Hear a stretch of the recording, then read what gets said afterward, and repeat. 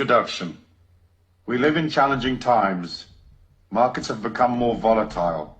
Governments are ever more regulatory and grasping over their citizens' wealth.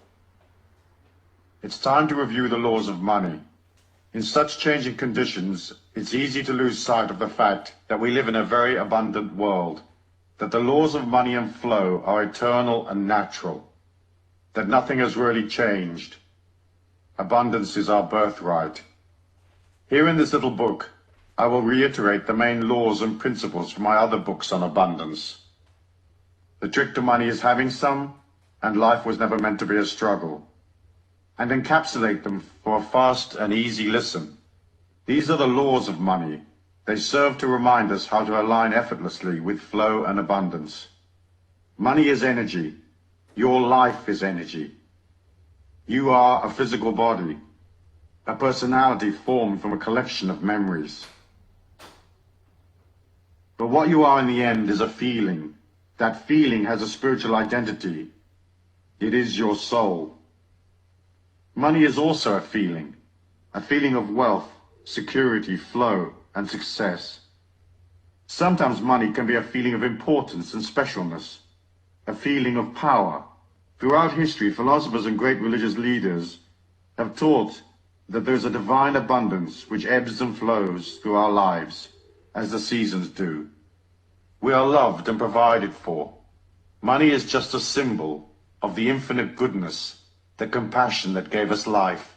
We intrinsically know how to manage on the physical plane. The knowing is God-given and natural. In these pages, I lay out the 10 commandments of money. This is not a rah-rah, up and at 'em, get your act together book. Instead, we look at the psychological aspects of aligning to money. But you also find the deeper metaphysical secrets of abundance laid out here. The inner game, as some call it. They are the subtleties known only to some. Subtleties usually overlooked because they're not immediately obvious. We each have to search within to comprehend the ebb and flow of money in our lives. It's one of the great spiritual lessons of the earth plane. As our physical balance, love and compassion, interpersonal relationships, and the other experiences we collect in life. Money is important. First, because obviously we have to eat. Second, because as divine spirits, we get a free body, and we're spiritually required to take that body around the earth plane to collect life's experiences. Mobility is important. It grants you the wherewithal to delve deep within yourself, to pull out your true power. From that personal power flows all the money that you'll ever need. At the end of your life, with all its triumphs and all its beauty, you're just a collection of memories you managed to acquire. Those memories make up your spiritual identity, your soul, expressed as a sacred, infinite feeling. And that composite feeling, the story of your life, is the real you. It's eternal, for within it is the divine spark of God. Over the centuries, money has gotten a bad rap. It has been associated with corruption and the misuse of power.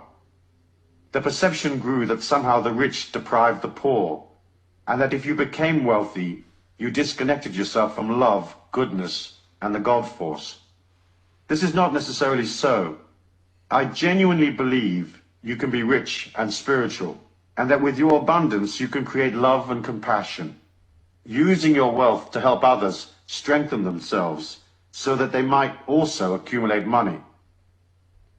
Each one spreading his or her wealth around so that everyone can collect the experiences they need to become proficient in life's ways, to become fully transcendent and wise. In John Randolph Price's wonderful little volume, The Abundance Book, he cleverly reminds us that all the philosophies and religious systems of the ancients included the concept of self-sufficiency, that the ideas of harmony, peace, and abundance are common to all cultures. Price quotes 9 excerpts from the Bible, abundance affirmations such as, "Beloved, I wish above all things that thou mayest prosper, and thou shalt remember the Lord thy God, for it is he that giveth thee the power to get wealth." Most of us don't remember these. We only remember money is the root of all evil. But the actual quotation is, the love of money is the root of all evil. Money of itself is a symbol of appreciation, a gesture of goodwill and compassion. It's only the negative emotions around money that are evil: greed, avarice, an obsession with power, and so on. Money is neutral. It's only a solidified form of energy, light. And light, of course, is also neutral. It can illuminate a church or cast shadows in a torture chamber. In the early Christian era, the church sought to control people. The ideas of self-sufficiency and the oneness of all things was edited out of the scriptures and religious teachings. Self-empowerment and independence were considered threats to religious authority and the feudal control of common people. But times have changed. Price points out in his booklet that the transcendental movement has, in the period of just over 100 years or so, reclaimed the concept of abundance, harmony, and the oneness of life. It began with Ralph Waldo Emerson and the early Theosophists, and then on via Mary Baker Eddy, the founder of Christian Science, and those who formed the New Thought movement, each one helping to re-establish the spirituality of self-empowerment. John Randolph Price points out that the idea of spiritual empowerment of the individual was carried from tentative beginnings to a greater and greater acceptance, finally emerging as a great spiritual light. This has been carried through the decades into this century via important teachers like Charles and Myrtle Fillmore, Unity, Nona Brooks, Divine Science, and of course Ernest Holmes, Religious Science. It was these courageous forerunners who allowed the new age of enlightenment to take hold and new thought to pervade our modern societies. The ideas of self-sufficiency, abundance, and enlightenment are no longer threatening to many. People now realize that they are responsible for their own empowerment. They see that taking responsibility is a spiritual act. It allows each one the freedom to become more. For that to happen, people have to be brave, and they have to grasp the idea that they can control their lives. Accepting responsibility is an uncomfortable thing, for within that idea is the birth of the true individual. It's the only solution to our society's problems. Expecting someone else to fix our lives is silly. In the end, we need 6 billion individual fixes. In the past, we were manipulated and shamed into believing that the individual was not important, that all power and control over our lives should be handed over to the authorities, who would act as custodians of the collective good. Watching those characters manage the collective good for their own ends, often to the detriment of ordinary people, caused many to wonder if the philosophy of such disempowerment actually worked. The collective good became known, amusingly I think, as the public interest, which turned out to be anything that suited the leaders of our spiritual, financial, and political status quo. The endless manipulation and control of our society was sold as an idea that is holy and good. After all, who could argue against the public interest? However, the idea that some brainless drone in a pinstripe suit on a massive power trip can tell you what color to paint your front door hasn't generated much interest from the general public. On the religious, spiritual front, we were sold the idea that we needed the authorities to intercede with God on our behalf. It has taken us over 1,000 years to realize that this idea is rather silly, and that we can have a little chat with God anytime we like, without asking permission or hiring a spokesman. What's cool about the modern Christian churches is that they don't say you have to go through them to get to God. Instead, they teach people to empower themselves. Of course, the concept of taking responsibility and empowering yourself and granting yourself the freedom to guide your own spiritual destiny are radical ideas which are still taking shape. Look at our Western democracies. In theory, they are free, but in reality, what freedoms do we have? There are millions of rules that empower the authorities while milking the citizens and controlling every aspect of our lives. I often say you are free as long as you don't want to do anything. The minute you get a creative money-making idea, the political system jumps in with you. In true mafia style, they become your silent partners. You get the work and the risk, and they effortlessly get a large chunk of the reward while placing 100 hurdles in your way. In Europe, where institutional control was invented for the most part, self-empowerment still isn't considered cool. The idea that you might want to make money, become abundant, and direct your life is still regarded as brutal, egotistical, and rather nasty. Anyone headed in such a direction will have to plow through endless negative waves of antagonistic opinion. They will have to be brave and face the manipulators, who heap shame and ridicule on anyone who seeks to break out of the straitjacket of the old mindset. Still, we haven't lost heart. Our time has come, and the rules of money are simple. It's not too hard to quietly thread your way through the morass of nonsense, to still make it and become free. Millions of energetic people have done it, in spite of the system. The new idea is here. Control is very old-fashioned, and our societies will gradually change as people come to see that the old system just doesn't work. I think the pioneer spirit of the Americans has allowed them to embrace the idea of individuality more readily. People there are more free. They're not so tied to the memory of ancient feudal systems. As a result, the new thought has gained ground in America, and individuals can strive for abundance, liberty, and mobility without feeling bad about it. People want to be free. They want to experience life to the full, without having to subjugate themselves to restrictive institutional controls. It stands to reason. Yet even in America, a push-pull process has been going on for 50 years between the old-style forces of control and the new ideas that seek to liberate. The advantage Americans have is that they aren't subjected to the shame inflicted on ordinary Europeans who seek self-empowerment and wealth. That fact allowed progressive religious leaders like Ernest Holmes to form Christian churches which taught self-empowerment. These progressive modern churches have radically changed the old ideas.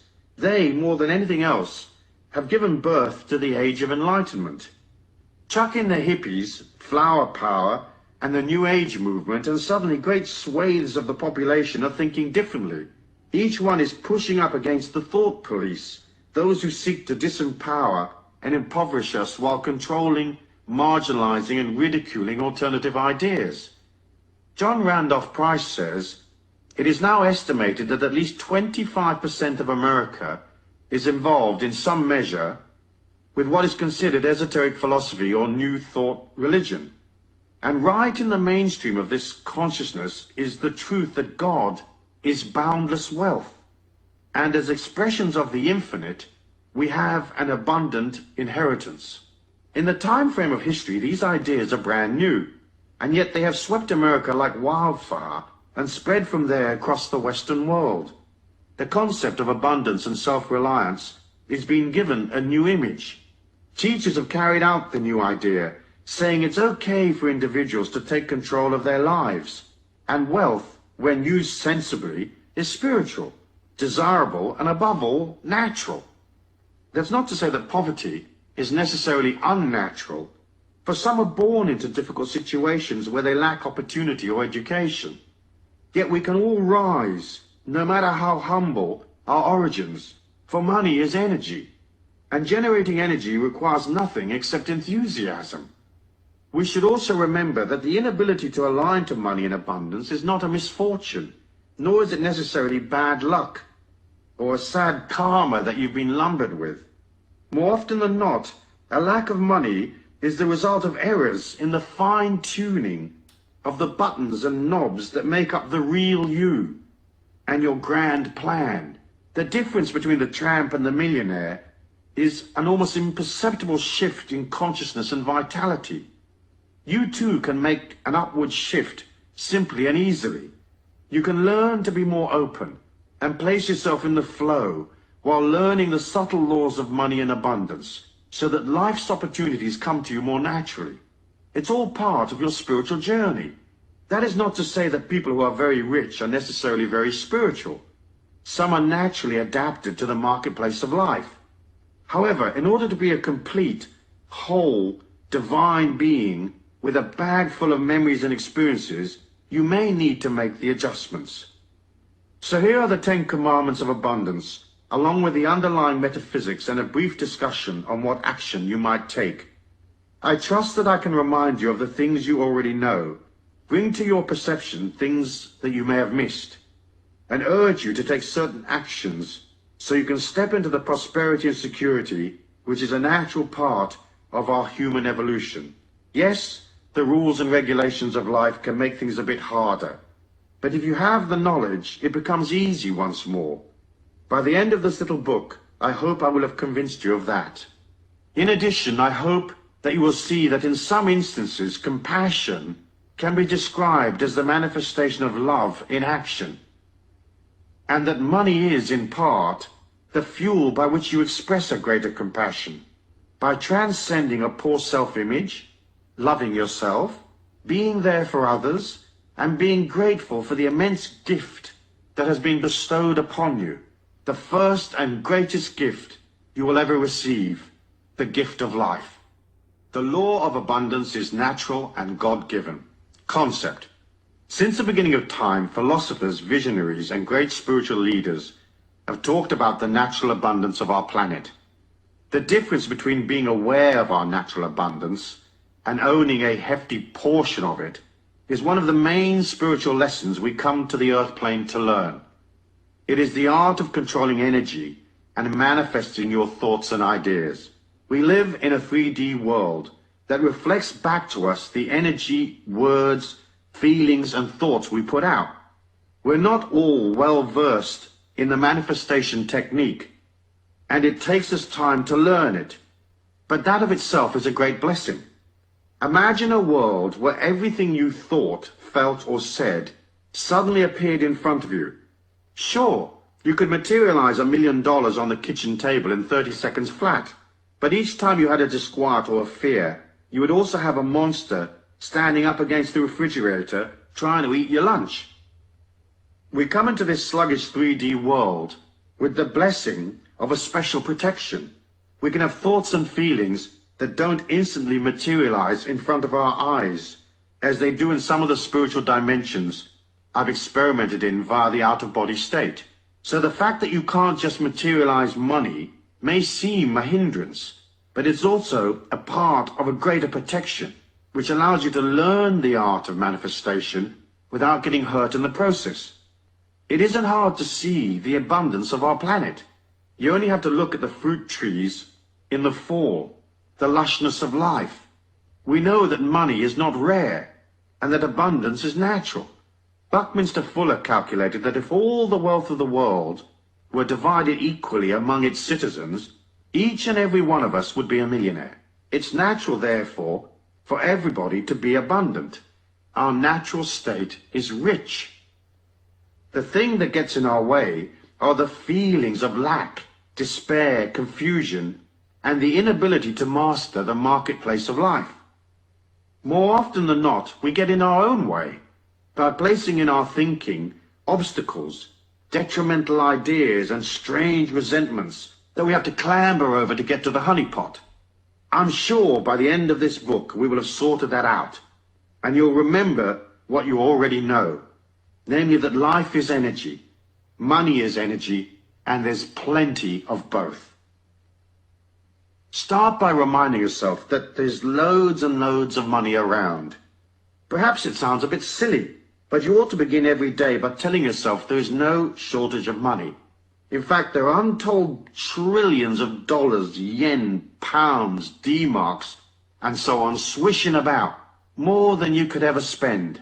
It's vital to understand that, and to remember that there are millions of millionaires. Lovely, rich people to whom you can sell ideas, products, energy, and so become a millionaire yourself. We've been programmed by the system to believe that there are shortages and lack, and that uncertainty is normal. It is not. The idea is a psychological racket designed to control people and keep them in line by making them fearful. Don't buy it. Most people suffering from a limited mindset have no comprehension of just how much money there actually is available to anyone with the will to step up and collect. Look at the ancient holy books. You will see they are full of hope and positive expectancy and abundant affirmations. In the Bible, for example, the words of Jesus are abundant. He lived in abundant times. There's no place in the Bible which says that Jesus wasn't making ends meet, even though Joseph and Mary were supposedly poor at the time of his birth. However, because we're taught a fear of power, it is naturally assumed that somehow money is evil, that rich people are dishonest and crooked, and that they feed upon little people. While the economic forces of our planet are certainly stacked in favor of the big institutions and governments, there's nothing stopping each one of us from gathering our fair share. It's hard to align to money if you think it's evil and nasty. But once you come to understand that money is neutral, that abundance is natural and spiritual, it's easy to see that having money does not necessarily deprive someone else. Many of the greatest teachers have given credence to this idea that abundance is spiritual and that it is your feelings and your thoughts that create the abundance for you. In fact, if you're wealthy, more often than not, you will be disposing of your money commercially and charitably, supporting people around you, and adding to the overall velocity and flow of wealth. As I said elsewhere in my writings, there are trillions of dollars zipping about electronically on any given day. Those electronic signals are literally passing through your body right now, as are all the TV and radio signals that are in your local area. If you stop and think about the millions flowing through your hands right now, imagine making a slight flick of the wrist in order to halt some of that loot in transit, so it sticks in the palm of your hand. A flick of the mind is faster than a flick of the wrist. Money is good. Greed is not good. However, there's no reason why you can't be very rich, stinking rich in fact, and still be extremely spiritual and a wonderfully generous person, aligned to the God force with a huge heart and compassion for everyone you meet. Metaphysics. One of the inner concepts we have to grasp early on is that the whole of our reality exists in a wave-particle duality. I'm going to deal with this idea in detail in law number 5, but I'd like to mention it here in passing, as it is a key factor in understanding why some people are rich and others aren't. What the wave-particle duality means at a quantum level is that our supposedly solid reality is not actually solid at all. That everything exists in an oscillation or a hazy wave. It is ill-defined. This hazy wave condition remains the same until a particle is observed, whereupon it changes from being somewhere in a hazy state to being solid and existing in a defined place. The metaphysics of money and our ideas around money and abundance follow much the same path as the laws of quantum physics. In order for money to become part of your life, it has to go from a hazy wave state of ideas, dreaming, wishing, yearning, and vague maybes, into a solid state, a dollar bill, credit in your bank account, a coin in your pocket.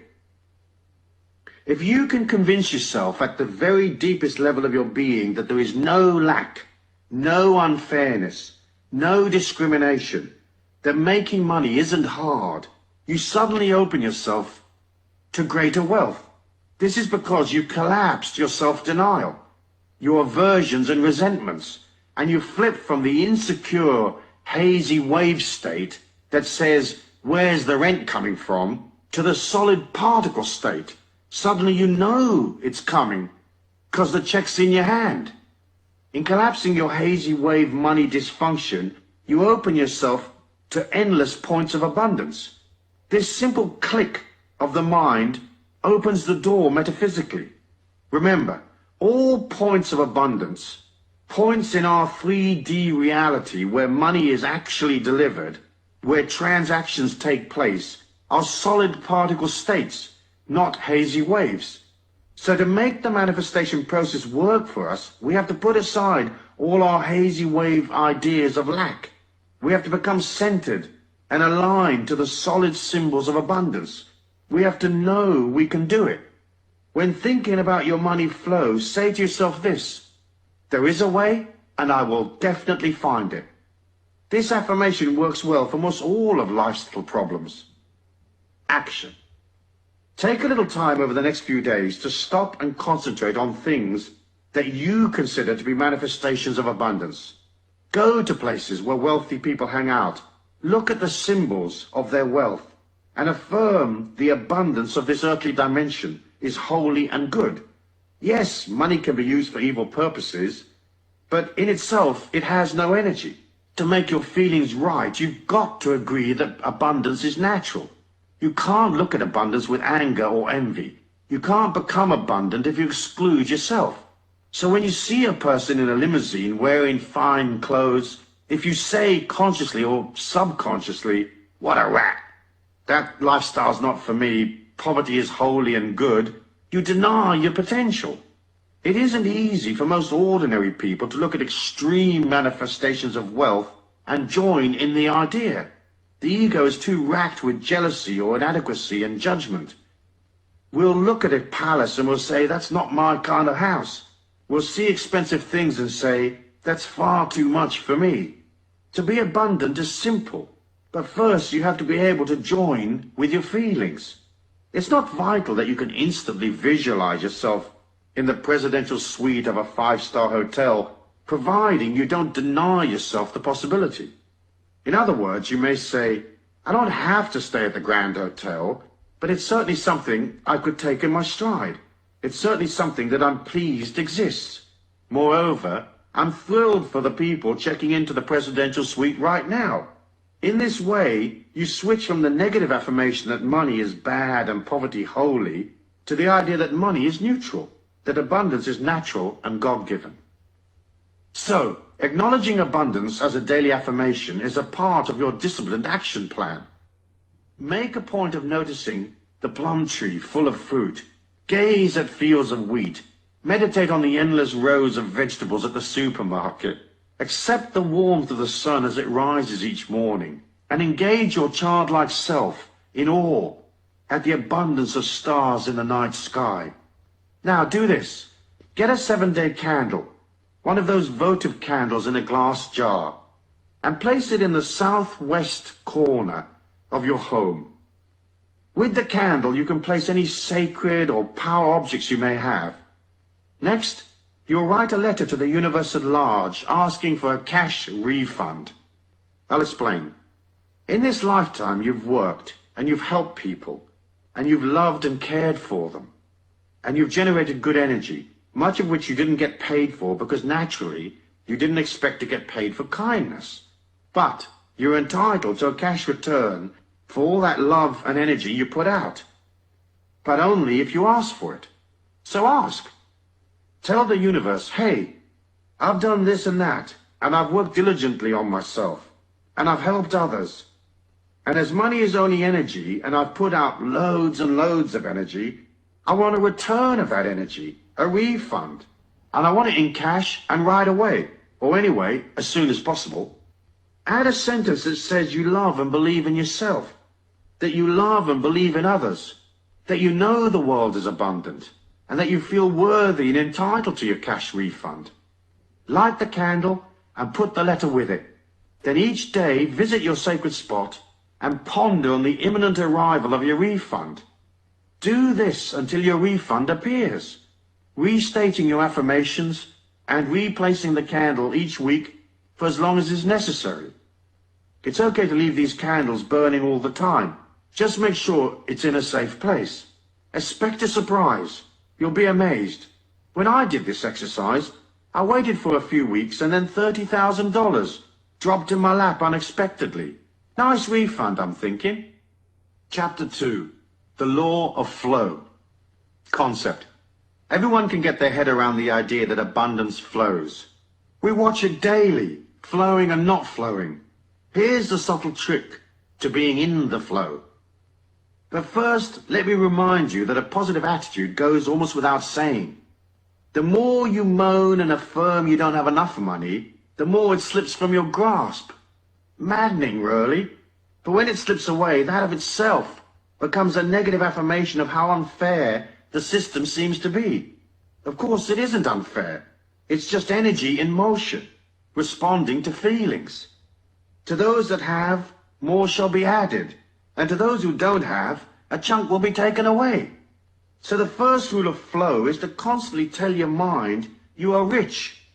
There are many manifestations of wealth that aren't necessarily cash.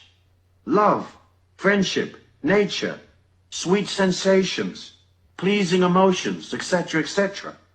Rich is a way of viewing life. So tell yourself, I want to view the world with a kindly eye. I want to view it richly. Remember, your unconscious mind, the powerhouse of your soul, doesn't know if you're rich or not. If you tell it you're rich, it will accept that as gospel. You have to believe in luck and flow and goodness, even when cash-wise, things might be bloody awful. Perhaps it goes against the grain, but if you see your affirmations as just that, affirmations, you can affirm your abundance and good fortune, even when things look a bit dodgy. The poorest person has things to be thankful for, so affirming your abundance is an act of gratitude and humility, as well as a way of keeping yourself in the flow. People get into trouble understanding flow because they can't tell the difference between effort and struggle. So they'll get an idea and everything tells them it's not working, and yet they plug away, doggedly going through the agony of it all, because someplace back there somewhere, someone told them that whacking their head against the wall was an honorable way of conducting themselves. Not quite so. Struggle causes a lot of pain because it involves a lot of negative emotion. Struggle is also very hard work. All ideas that are holy and good and honest, ideas that serve humanity and yourself, will have a positive energy of their own. When you head out to materialize a money-making plan, it will gather momentum. It's as if the universe at large leads you step by step, showing you the way. That's flow. You meet the right people. You sit in the right seat on the plane, and next to you is the very person you need to connect with. It's a wonderful thing watching flow in motion. We all know what it looks like when it's working. The trick is to be able to pull back when things aren't flowing.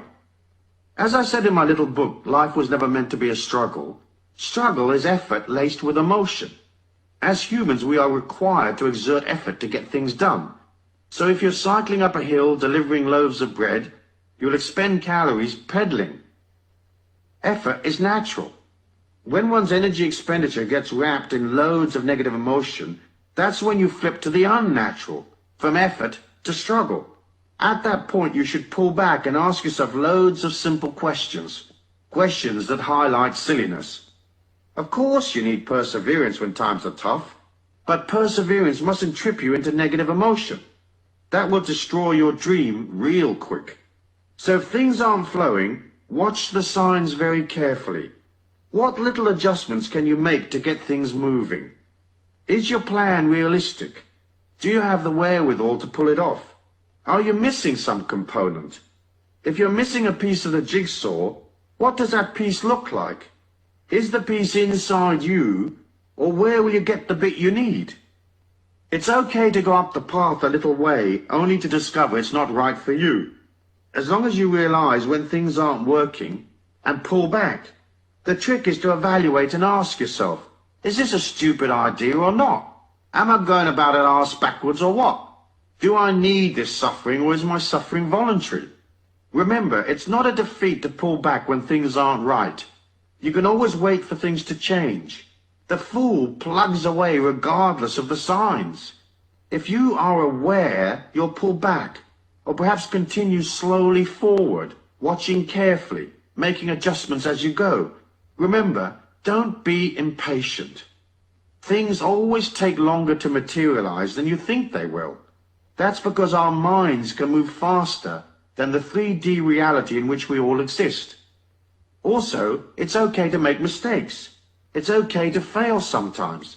See these as mini seminars you attend to teach you the tricks of life. Of course, the main trick is to be flexible and easygoing and light-hearted, and to learn, learn, learn. Life's a seminar. We learn by stuffing it up.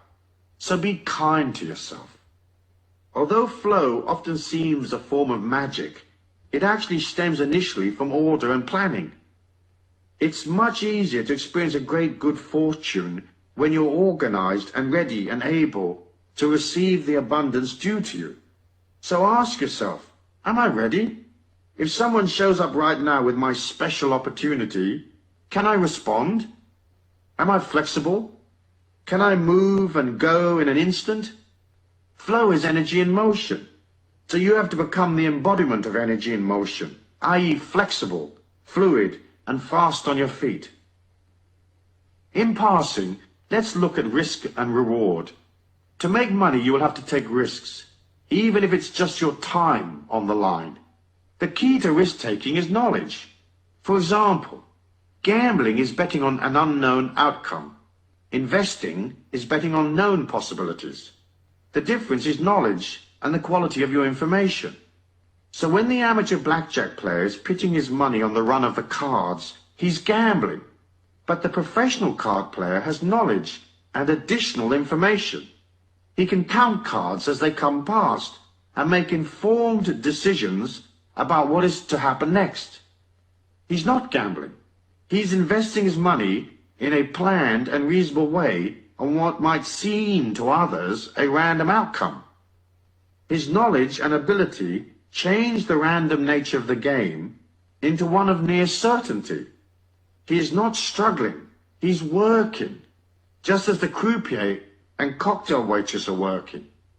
So struggle can be avoided by collecting information, lots of it, learning and watching and topping up on your game of life. Moving through life with ability and knowledge, you go from gambling on life to investing in life. We all have to accept risk. Crossing the street is a risk, just one we're used to. The trick is to have enough information so that you're betting on outcomes that are almost certain. When the outcome isn't certain, you ought to design your involvement to ensure there's an easy and inexpensive escape route. Remember, as I've said before elsewhere, never go into anything without figuring out where the exit is.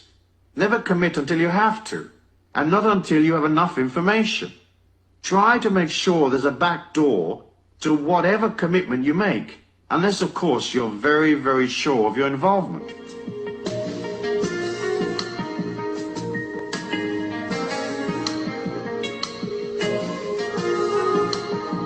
Metaphysics.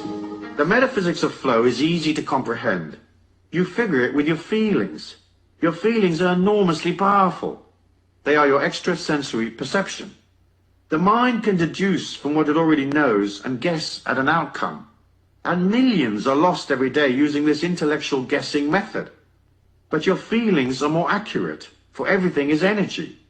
So any deal or investment or any involvement with others has an energy of its own. That is its thumbprint, if you like.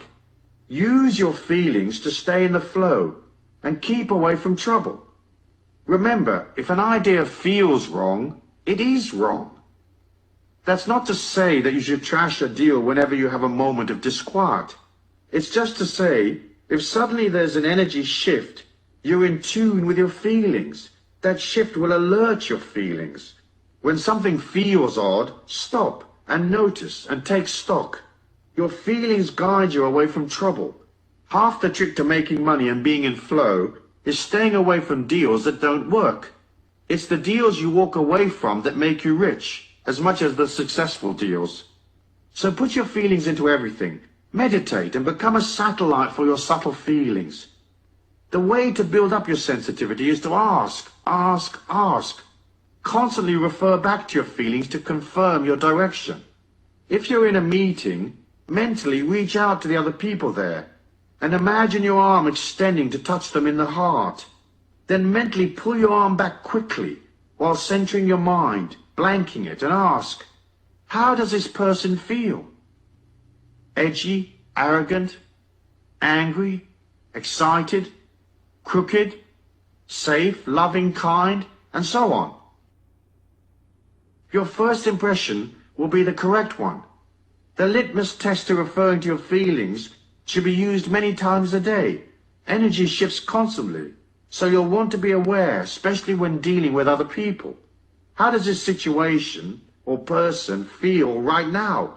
How is it different from the way it felt last time I checked in? Is this deal I'm considering for real? Or has something changed?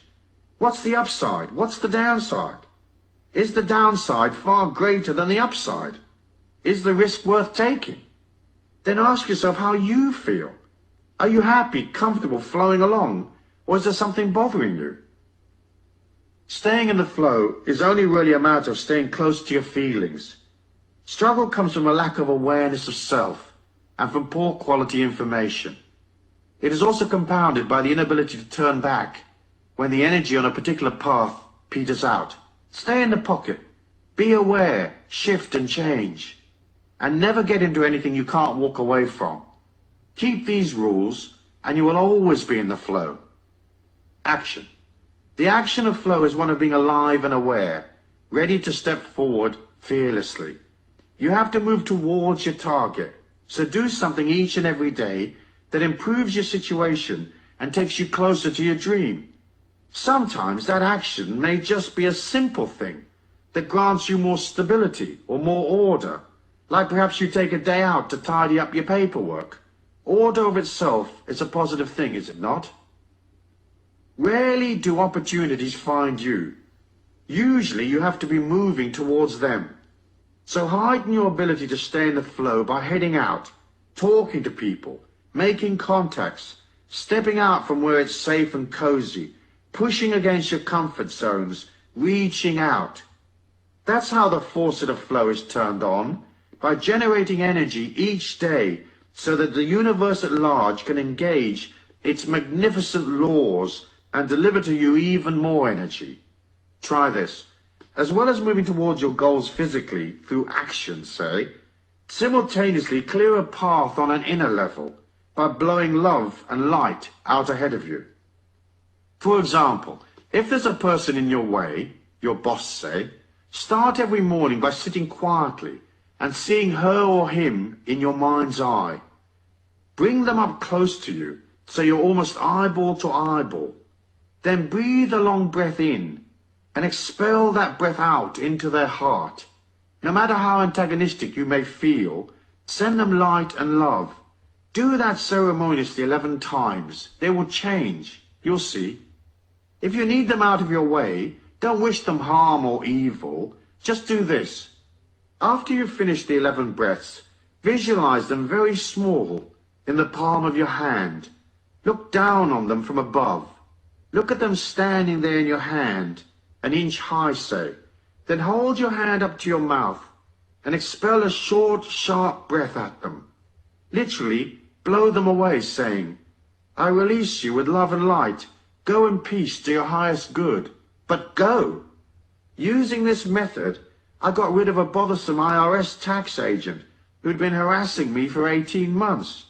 A few days of this metaphysical hurricane, and he quit the service. The next bloke assigned to my case was so overworked and confused and stressed out that he closed my file with no more objections. If, say, you're off to an important meeting today, breathe in the location if you know it. See it in your mind's eye if you've been there before, or visualize the people, or at worst, just imagine the meeting. Breathe in 11 times and see love and light to that location. Remember to tell your mind approximately what time the meeting will be. So say, I'm projecting this love and light to such and such a location for use between the hours of noon and 2 o'clock or whatever. Use your inner power equally with your outer strength. That inner power places good energy ahead of you. It gets rid of dodgy people and helps close the gap between you and money. That brings us to the next law of money, which is the law of distance. Chapter 3. The law of money and distance. Concept. In order to be abundant, we have to be close to money. Often our relationship to money follows a push-pull, love-hate pattern similar to our other relationships. Sometimes a marriage or an interpersonal relationship may seem close on the surface, but in reality may be quite distant on an emotional level. It may be that one of the partners is pushing the other away, or because they're both pushing each other away, or because they are silently angry with each other. You have to look at the distance between you and money. Are you close to it and pulling it to you, or are you distanced from it and pushing it away? Naturally, the closer you are to money, the more likely you are to receive plenty of it. The law of distance breaks out into 3 distinct categories: emotional, intellectual, and physical distance. Let's talk about emotional distance first. If you have subconsciously established an emotional distance from money over the years, and if that distance is embedded deep in your mind, an anti-money veneer develops around you like a rhino's skin. It's a bubble of energy that disempowers you, denying you access to the green stuff. In a weird way, the anti-money veneer is trying to protect you from getting money. It establishes itself over the years. It's partly due to the anti-money feelings you hold, as discussed previously, but mostly it's sustained by what you feel about yourself. I'll deal with that in more detail when I talk about money and love in law number 10. But one example is self-hate. If you don't respect yourself, it's hard for people to grant you worth. So people will always undervalue you. If, say, you've always felt yourself to be an outcast, you may exclude yourself from the marketplace of life because you've excluded yourself socially. You may find you're always too late for the real money. You just missed the boat because your energy isn't inclusive enough. Not being able to include yourself, you find a subtle way to deny yourself the very thing you want. Meanwhile, you may still act out the chase, trying for the deal but not quite making it. This way you can feel okay about your efforts. You can kid yourself you tried real hard, but deep down you had your inner sabotage program ready to kick in. It's the mind's way of falsely endorsing itself, saying, I tried hard, so I must be righteous and good. And I've only just missed. What bad luck. It's not my fault. You see yourself as an honorable struggler, denied through no fault of your own. Many believe that asking for money is unholy or wrong. Most won't even admit they want the money that they're asking for. Weird. Our society is pre-programmed to keep us all poor. We don't have to ask for oxygen, and money is a type of oxygen. You can't operate out of, if I don't breathe, will you love me? If I don't charge you, will you consider me holy and good and a nice person? Will you accept me? If asking is an issue for you, practice, practice, practice. Start at the bathroom mirror. Imagine your customers, boss, whoever, there in front of you. Imagine them asking you, how much do I owe you? And see yourself smiling as you pause to mentally double your prices. And listen while you say unashamedly, $30,000, thank you.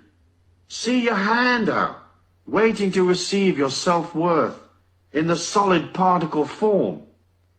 Once you realize that the emotional distance between you and money might have occurred because you acted against yourself in the past, disempowering your chances, establishing a distance between you and money, you can fairly easily click your mind and start including yourself.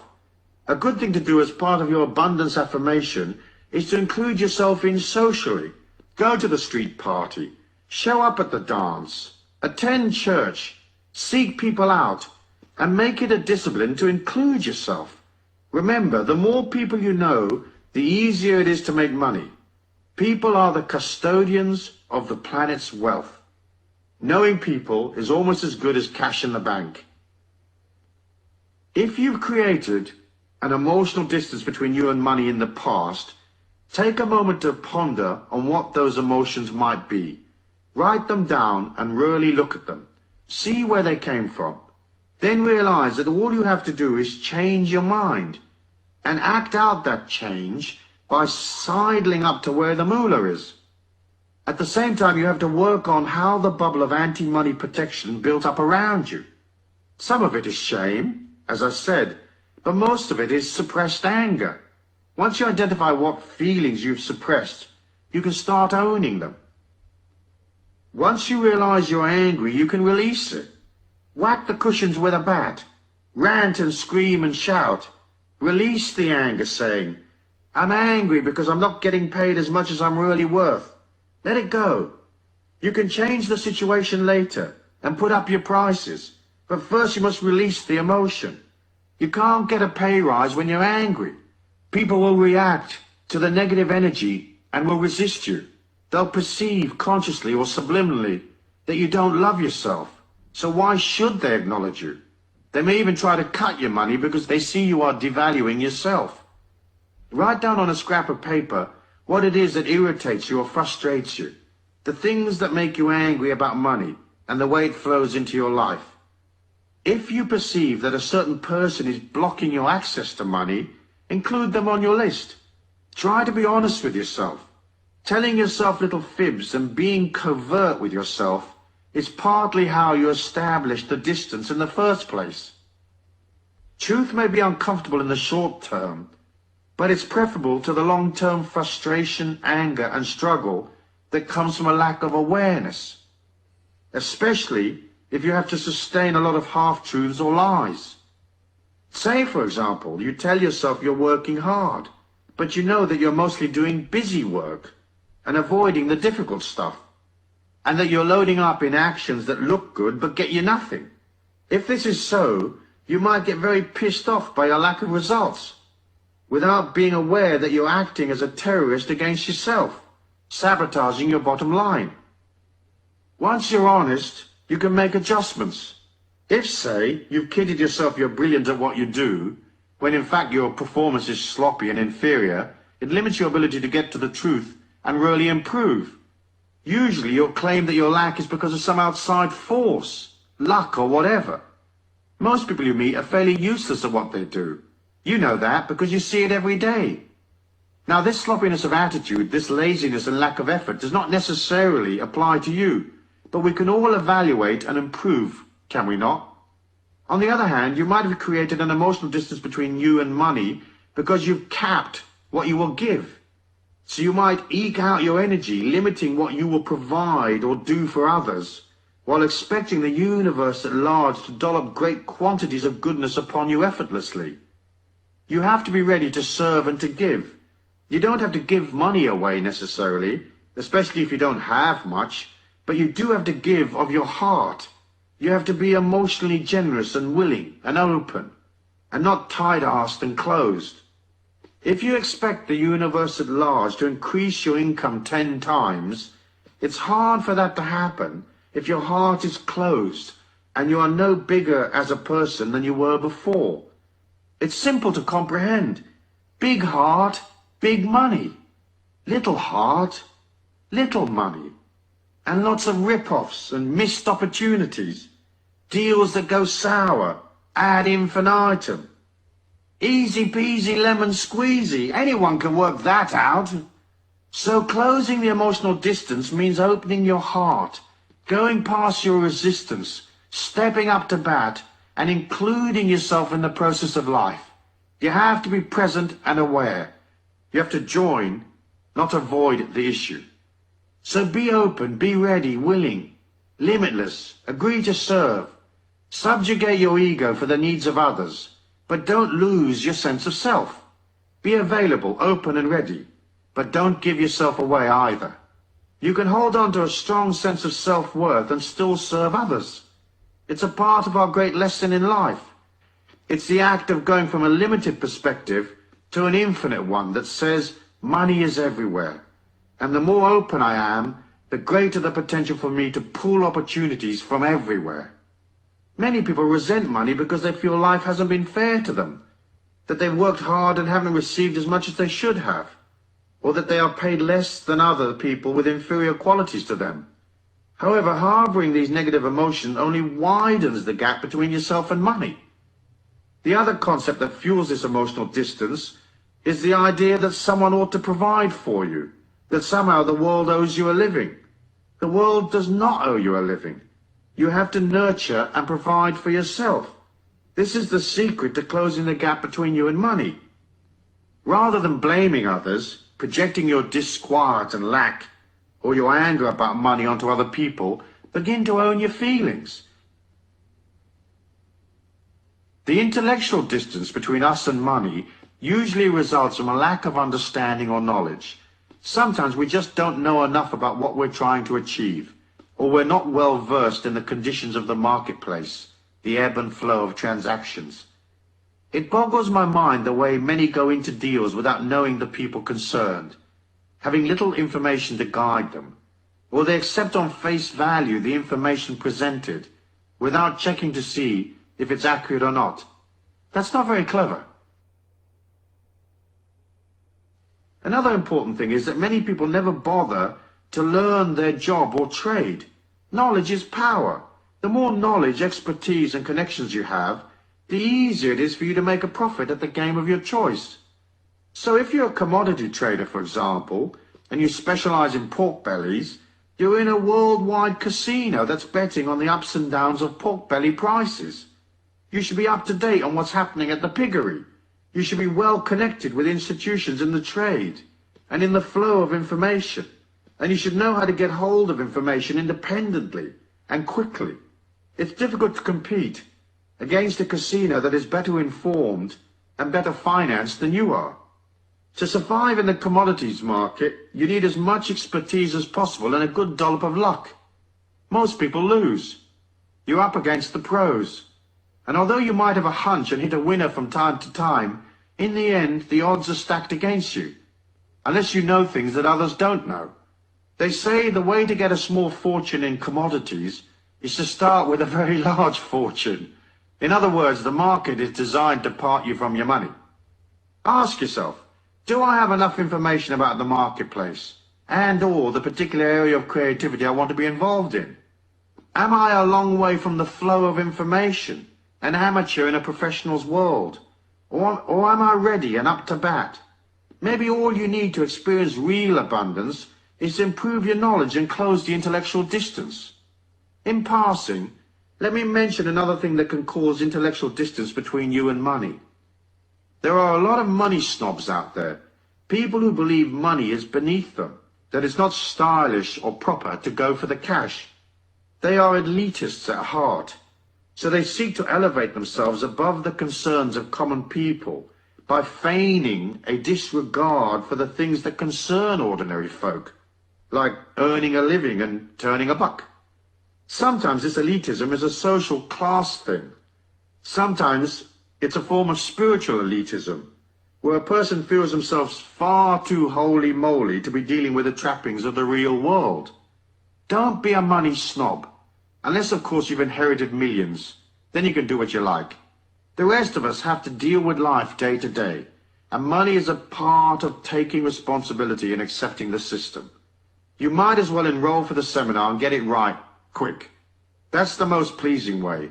It takes you to harmony and well-being and a stress-free existence via the shortest route. The matter of physical distance is simple to comprehend. Certain industries are located in certain places in the world. If you're a long way from where the action is, you may want to consider closing the gap. For example, if you want to make it big in movies, you more or less have got to be in New York or LA. It's pointless being in Arkansas if you want to be in films. Closing the physical distance is a matter of showing up in the marketplace, becoming a face that people know, demonstrating your expertise, and getting into the loop where the movers and shakers are. People who could bestow great opportunities upon you, perhaps hire you or give you a contract, aren't scouring the distant hills for talent. They're in the flow. The people they know and socialize with are also in the business. And they're communicating with those who made the effort to show up and declare themselves in the loop. So to make it, you have to go beyond your resistance, your shyness or inhibition, and head into the marketplace. It doesn't matter if you're not ready. If, say, you're a composer of pop music and you haven't got all your songs and demos together, you've still got to declare yourself in. It's a physical, emotional, intellectual declaration.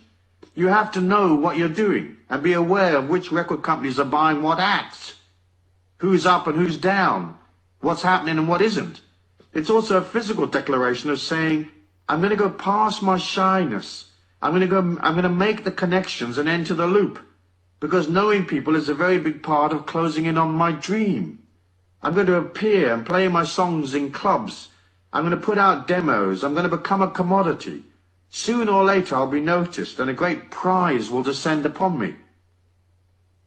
Metaphysics. The metaphysics of distance are connected to the subtle bioelectric energy field, the etheric, that surrounds you.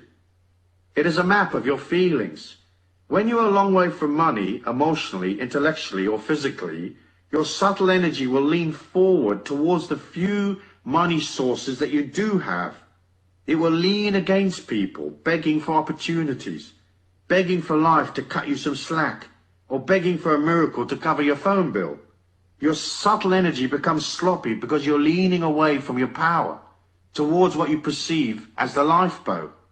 When you're solid, when you're taking action, working on yourself, your etheric is strong and powerful. It's not leaning up against life, trying to pillage it. It is standing straight, saying, I'm working on myself, collecting knowledge, processing my feelings, improving my performance. I've brought myself to the marketplace, and I am at peace with myself. I know money flows. I know fantastic opportunities are available to me. I don't have to lean against people. I can wait, watch, and pick my moment. I'm not whining and begging, globbing onto people like some sort of sticky goop, hoping they will elevate me or cut me a special deal. In the metaphysics of distance, you don't lean up against what you want, because in doing so you push it away. Stand straight, nurture yourself, crown yourself king or queen, and work on things that are practical, things that endorse and help you. Action. It's a simple thing to sit in meditation and differentiate between your intellectual attitude to money and your deep inner feelings. Most people would like to have some more of it, but you have to ask yourself if there's a contradiction between what you say you want, hey, I want more abundance in my life, and what you actually feel. Closing the emotional distance is a matter of deciding or looking at what your deep inner core beliefs are about money. How will you emotionally get off the island of lack and row yourself over to the mainland where the market is bustling with activity and cash is flowing? In a moment of quiet, write down a list of those feelings and attitudes you have about abundance. Be aware of any non-actions that have distanced you from money. Try to discover your core beliefs. Who are you? What would make you happy? What's real and possible and fun? And what's just the ego's disquiet? Delve deep within and ponder. Pondering is good medicine. Discovering what you really want saves you endless confusion and wasted energy. Use your feelings to differentiate between vague yearnings of the ego and your deep innermost desires and needs. In this way, you will eliminate blocks and highlight any contradictions that may exist. For example, many would like to be millionaires, but subconsciously they know that making millions often takes lots of effort, and with that comes a lot of stress. So intellectually, they would like millions, but their inner truth is different. In effect, their subconscious protects them from something that sounds good to the ego, but would actually be a living nightmare. Looking at the distance between you and money teaches you things. Perhaps all you really need is a bit more money and a bit more security. Now, it may seem an odd thing to say, but you can't get security by earning money.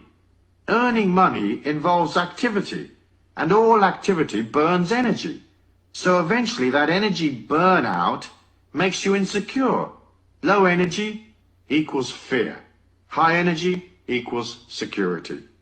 The only way you can increase security is to nurture yourself. All insecurity comes from the fear of collapse.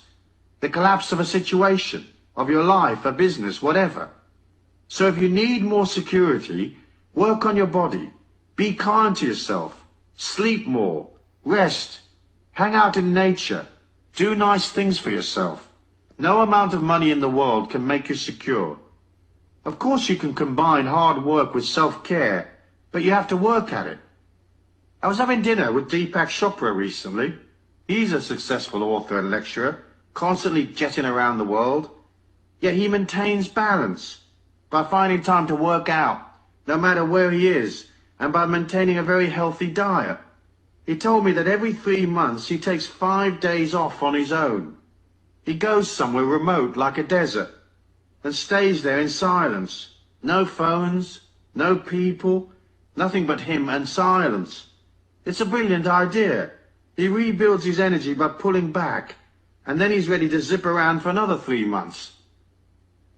Get in touch with who you are. See what motivations are real, and which ones come just from the intellect and ego. Perhaps you don't really need the aggro of piles and piles of activity and responsibility. Perhaps all you need is a carefree life with some good creativity, loads of friends, and plenty of fun and games. In the end, you must both take care of the inner spiritual self and satisfy the many needs of the outer self. It's a balancing act, like everything is a balancing act. If you look within and discover that making piles of money is your thing, but worry about the contradiction that may exist within you, don't despair. It's easy to change the subconscious. You just tell it that you've decided to change. You can easily rewrite your subconscious mind. You just keep telling it something different. You may have to do so over a period of days and weeks, but it's simple to agree to change your mind. It's also easy to see that abundance comes from closing all of the gaps. That idea of itself gives one a lot of hope and determination for the future. Of course, it's not just the emotional, intellectual, and physical gaps between you and money. The real gap is always between what you think you want and what you actually want. Deep down.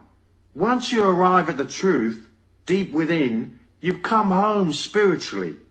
You've returned to the source, where your divinity exists. In there you'll find the truth, the meaning of life, and you'll see what it is that you want to do, what you want to offer the world in this lifetime. It's there in the deepest recesses that you find your connection to all things. From that stems a sense of immortality, and from that comes security. Bingo! Meanwhile, you could probably use more cash, so as a part of your action plan, do this. Get your checkbook out and write yourself a nice fat check, payable to you and post-dated. Then pin it up on your fridge or bulletin board and look at it from time to time. A friend of mine who opened a shop wrote herself a check for 10 million Australian dollars and post-dated it 5 years. Her shops did well, and she probably had a few million when a company proposed that she franchise her stores. The deal was worth about 7 million. The franchise deal came in with just a few days of the 5 years left. In the end, she decided that she was into creativity, not accountants and lawyers and all the stress that comes with a deal like that. So she didn't follow through. But she was satisfied, though, because the universe did provide for her check to be made good, even though she didn't take the potential 7 million on offer, which would have given her a total of 10 million. I'm sure she'll get to her 10 million in the end. She'll just go about it in a less stressful way, a way that suits her creativity. Chapter 4. The Spiritual Law of Supply and Demand. Concept. Money is important because it is a symbol of your mastery and comprehension of life's great journey. You don't have to become rich, but you do have to have your money trips under control. Commercially, the law of supply and demand states that if there is more demand than supply, prices go up. And if there's an oversupply and less demand, prices go down. But there are other aspects to supply and demand which are less traditional. To make money, you have to deliver your energy in some form to satisfy a demand that is out there. And if what you're selling is energy, charisma, and enthusiasm, there is no competition, because most others are selling things that are lifeless, loveless, and dull. So your stuff, your service, your creativity, whatever, will always be different, unique and desirable, because you will imbue it with energy, the God force, love and caring. It will excite people and bring them to life. It will carry within it the energy of the part of you that joined, the aspect of you that celebrates life, laughs and is carefree, the part of you that honors humanity. It may just be a garden chair that you're selling, but your garden chair will radiate with light and love. It will be so lovely you could place it at the head of the round table, and no one would think it odd, as your chair is a beacon of light. Energy is easy to sell. Everyone is into it. It helps them feel special, looked after and secure. Once you imbue your life, your products and so on, with energy, you will see that the law of supply and demand no longer applies. It only relates to the tick-tock world we see around us. It does not apply once you understand the trick of projecting energy into your money-making activities. To properly comprehend this idea, you first have to make a subtle ego shift in your mind. You have to switch from focusing on yourself, what do I need, who will supply my demands, what will I eat, who will give me the things I want, and you have to concentrate instead on the needs of others. This doesn't mean that you have to become a charity worker or disempower yourself financially. It's more a way of saying your needs will be met once you find a way of projecting energy and fulfilling somebody else's need. That is self-empowerment. Hoping someone will fix it for you is disempowerment, because a satisfactory outcome always lies beyond your control, subject to the whims of others. So switch your focus to, how will I fulfill somebody else's needs today and get paid in the process? There is no way of making money on this planet other than by fulfilling people's needs. It's just an ego shift. First you concentrate on serving others, and in that way you serve yourself. There are more than 5 billion people on this planet, and every day of the week each one needs, say, 100 different things. There are trillions of demands that need satisfying. So rather than look at supply and demand from a position of insecurity and lack, you can see it from the other side of the coin. There is a perpetual oversupply of demand. If you can't give people one thing imbued with an energy that shines like crazy, you sure as hell can find something else they'll want. When you're selling energy, you're selling light, so your possibilities are infinite. What will you supply? The things that humans buy come in 3 categories. They buy services, knowledge, or products. Nothing else. You can raise your energy, you can change your consciousness, you can align to the divine abundance in all life, but when people are attracted to what you are, you have to have a knowledge, a service, or a product to sell them. Simple, really. By concentrating on what people need, you become abundant. When you look at the marketplace of life, isn't it true that so many products don't work? How many restaurants have you eaten in that are not clean or customer-oriented? How many businesses exist just to screw people, rather than to love them and satisfy their needs? There are so many shoddy products and rip-off merchants who haven't clicked into, how will I fulfill my customer's needs? Often, a customer's needs may just be an emotional need to talk to you about their life while you're selling them something. However, in order to get this supply and demand thing down right, you have to think in terms of energy, and you have to be clear what you will sell people. Providing a service is not usually as profitable as selling knowledge or a product, because more often than not, services have to be delivered personally. And there's a limit to how many hours a day you can deliver the service and at what price you can charge. Knowledge, on the other hand, is valuable and easily packaged. We live in an information age. There are hundreds of ways of packaging knowledge. What you deliver in the form of knowledge does not have to be way out. It just has to be presented concisely, inexpensively perhaps, and with originality. If you have knowledge that people want, you can quickly become wealthy. If selling products is what appeals to you, think of products that you believe in, products which are worth the money. Ask yourself, can I put my heart and soul into the product? Can I be enthusiastic and really love this gizmo, really serve my customers? So to sell things successfully, you have to subjugate your ego long enough to take people's money. This might sound a bit brutal, but in fact, it is a religious, spiritual idea. You subjugate your needs, your life, your aches and pains, your experiences, and listen to others. Watch their eyes. Notice their body movements. Relate to them. Ask them questions. Work out, what does this person want? Then fulfill that want. Think about how you can improve what you do. Even if right now you work for somebody else, start by putting more energy in. If the place you work in is dull and lifeless, put energy in anyway.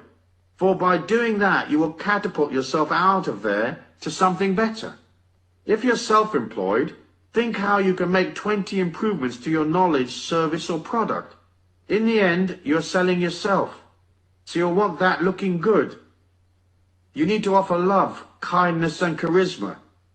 You'll want to be big-hearted and right there, bushy-tailed and up to bat. So ask yourself, are you eyeball to eyeball with life, ready to serve? Or does some aspect of your personal agenda get in the way? If it does, put it to one side, quick. Put it aside long enough to cash the check anyway. You can always visit your therapist after work. So offer beauty in an ugly world. Offer kindness where ego and greed predominate. Be accommodating and free-flowing when others are uptight, edgy and stiff. It's so easy to understand. Take the product you're selling and visualize the divine light shining upon you. Breathe that light into your being and breathe it out. Place the light into the thing you're selling. If you are a massage therapist, project light into your table and your little bottles of oil. Most of all, project light into your hands before each session, and of course during each session. If you're selling things on shelves, touch them regularly. Move them about. Make them come alive. Give them energy. The little tins will be refreshed, even if they've been on the shelf for weeks and weeks. The more you touch and love the product, the more energy it has. The more likely it will belong to someone else in 10 minutes' time. If you sell information, make it original, clear and concise, and idiot-proof, so anyone can understand it.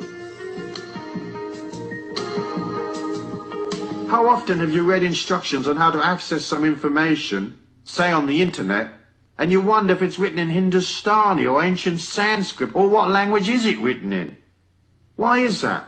Because the person who wrote it was thinking of himself, not you. Just say it's a man this time. He lives in his own world in a basement with an IQ of 180. He hasn't seen daylight for many years. And the only human he ever talks to is a pizza delivery man. He couldn't give a stuff if you know your www.coms or not. You have to think of others. There are loads of people out there who aren't very clever, but they have money. Will they understand what you are offering? Then again, there are others who are fairly bright, but they can't unscrew a little nut, as their expertise lies elsewhere.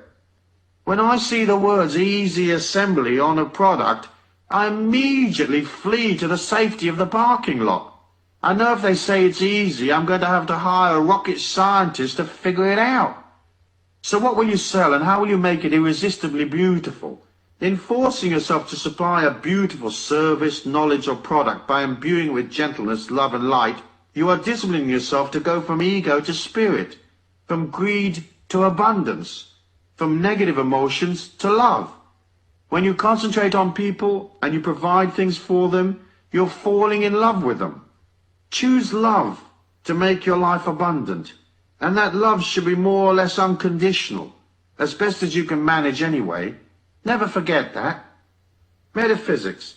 Inside your life's energy, personality and mind is an oscillating molecule of infinite goodness, the divine light, the Christ consciousness. If you're aligned to that infinity within you, you will always have energy. There's no limit to the amount of God force you can have. By concentrating on goodness, processing your shadow side, disciplining yourself beyond bad habits, and meditating on the light, you'll become a light being. As you glow effortlessly with this energy, you will project that light into what you do. So you may not only be selling apples that are nutritious and tasty to eat, but apples that come with a little bit of your God force energy. You never have to compete once you infuse yourself and what you do with light. So your apples will outsell everybody else's. It's a matter of calling the light into your life. Put energy in. Visualize light going into the service you provide. Put light into your CD, musical tape, or the book you're packaging your knowledge in. Feel the manuscript bathed in light, or feel your product to be a part of the God force, albeit a tiny manifestation of such goodness.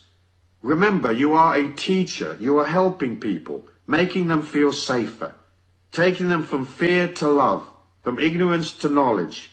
You are hauling them with a bag of apples from restriction to freedom. By mentally pushing these ideas into what you do, you are projecting the light out from yourself, and you're offering God. People will buy God-like apples a long time before they buy an ordinary apple. Once you have the God force in what you do, there's no more competition. You are no longer a victim of the vagaries of the market, the ups and downs of supply and demand. You're out on your own, miles ahead of the rest. I know a young man who opened a shop. It was minute, just 2 little rooms. The whole thing wasn't much bigger than the average kitchen. The shop sold candles, incense, aromatherapies, and so forth. Heaps of other places in the town did the same thing, but he was a bit different, so he wasn't in competition with the others. The young man was soft and kind and loving. People would come in and he'd be right there for them. He'd talk to them, make them feel better, and they'd go out of his shop with a bottle of ylang-ylang extract or something. I'm sure many didn't know the difference between ylang-ylang and ding-a-ling, but it didn't matter because it felt safe and correct and nurturing. He had a little fountain in the doorway, and that felt nice, and the shop was spotless. The few shelves he had were always fully stocked and neat. Little signs explained things, and he explained things, and you could pop in for a remedy for your granny's arthritis. He couldn't fix it necessarily, but you'd wind up with a candle or a book or something which was imbued with tons and tons of love, and that would cheer your granny up. Her immune system would kick in a bit stronger and she'd get a bit better. He sold love, 12 hours a day, 6 days a week. He was humble and kind and soft-spoken. And if he had an ego, it certainly wasn't around during working hours. People loved him. They flocked to his shop. After several years of selling love in little packages, he sold the shop for over $500,000, an astounding price for a few hundred square feet of shop. He used the cash to make another investment, and he did the same love thing there. Now, 8 years later, he's worth 3 to 4 million, and his company will soon go public. When it does, he'll receive an enormous refund, with a note from the Godforce saying, "Here's 20 million bucks, dude. Thanks for dishing out all that love and sweetness in a dull grey world." Action. Get a piece of paper and write down the services, knowledge, or products you are familiar with, the things you are already doing. Then write another list of things you might be interested in delivering to people. Having honed down your lists, look at your products, services, and packaged information. Then analyze what other people have done in these fields. Ask yourself, is this other product exciting? Does it challenge? Does it inform? Does it teach people something? Does it enthuse them and make their life more comfortable? Does it help them to be sexier or more beautiful? What is in this product that has value? And how could it be improved? Perhaps you could take a very ordinary product that everybody is familiar with and add a little something that makes it absolutely irresistible. Look at your commercial life so far. What have you sold? Let's say you've always sold your labor and you're working for someone at present. What can you do to put more energy into the labor you provide? You might say, I get paid the same amount of money whether I put more energy in or not. But this is not the point. If you energize yourself in your work, you'll find that 1, the job becomes more fun to do, 2, you are more likely to be promoted or given a raise, and 3, you lift your energy so high that you go beyond the job and hop perhaps to another corporation that pays you twice as much. And you do this by arriving a little earlier, staying a little later, improving your efficiency, and making an effort to relate emotionally to the people around you. It's good to practice putting energy in right now, no matter how dull the current situation. Later in life, that energy will become cash in the bank, or abundance, or wonderfulness of one kind or another. Under the metaphysical laws of supply and demand, you should not limit how much you're going to put out. You don't have to let the world use you, but you have to give because you want to receive. To start by giving, give of your attention and concentration, give of your love, give of your energy. Don't destroy yourself with negative feelings towards other people. If you can't love them, be neutral. Be enthusiastic, be open, be up there for it. For in limiting yourself, you get stuck in one place on one salary for the rest of your life. As you agree to give as part of your action plan, and as you begin to look at how you can improve your service, knowledge, or product, it will take you to the next step. It carries you to a higher energy, a greater velocity, a larger salary, and bigger opportunities. It opens you to easy money. You'll find some money, or win some, or a great dollop of moolah suddenly drops in your lap. Expect a payoff. Disney, what do you want to do tonight? Same thing we do every night, Pinky. Try to take over the world. Chapter 5. The Law of Money, Concentration, and the Wave-Particle Duality. Concept. I touched on wave-particle duality in Law 1 as a key factor in why some are rich and some aren't. The wave-particle duality of the subatomic world shows us subtle qualities to the getting of money that we've only recently begun to understand. What we learn from quantum physics is that all subatomic particles exist in 2 states. Initially, they are in an amorphous, hazy, ill-defined wave state, meaning they're not solid. Once we decide to observe a particle, the act of observation collapses the hazy wave, and suddenly the particle becomes solid, with a real identity and a defined location. That's how our 3D reality becomes solid. You do this strange magic trick every moment of your life. You make life real by observing it. Our brain and consciousness is a quantum field like any other. You are trillions upon squillions of little particles. Your mind and your consciousness are signals given off by a subatomic field of energy. Our money gathering activities seem to follow the same quantum laws. Money and financial abundance exist in both a potential hazy wave state and an actual solid state. The solid state is easy to comprehend. It is the cash and credit you use every day. When money is not in its solid particle state, it exists only in its hazy wave state, as a check that may arrive, a possible lottery win, a deal that may happen, and so on. The act of taking money out of its maybe hazy state is the act of manifestation. That act is accomplished by observation. At any given moment, there are trillions of hazy state dollars which potentially could become yours.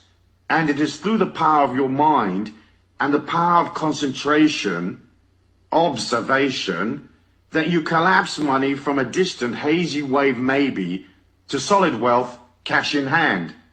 Concentration is how we pull to us the opportunities we need. Yet we have been taught that concentrating on money is evil, or at best it is a rather undesirable trait, a bit greedy and egotistical. In Europe, children are taught that wanting to make money is close to satanic.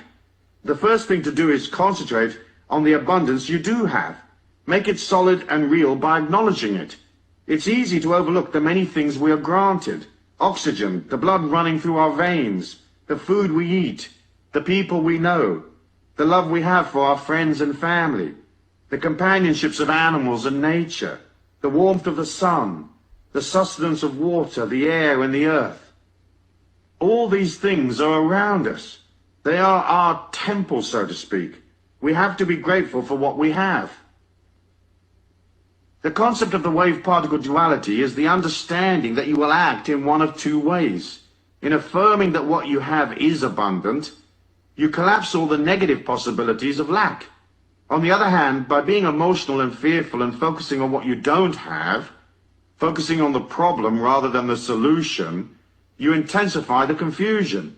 You empower the lack, and your chance of collapsing the hazy wave into its solid state become less and less possible.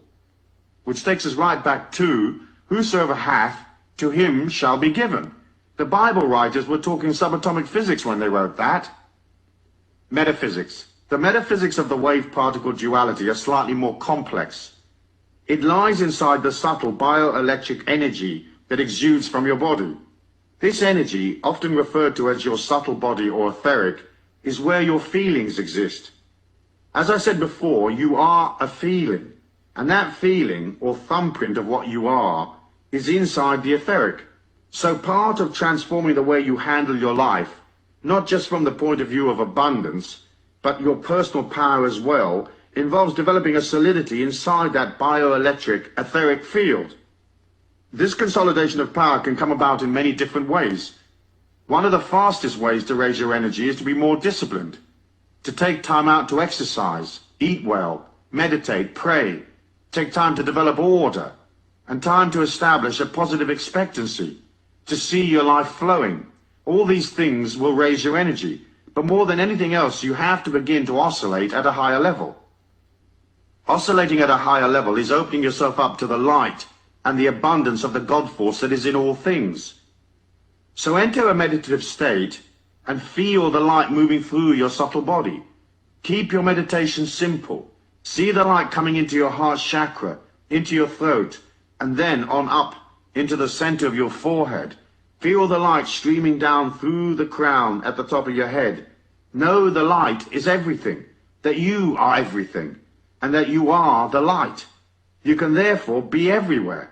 But once the concept of I am light is firmly established in your mind, you exit the finite world of the ego personality and enter the infinite world of your spirit.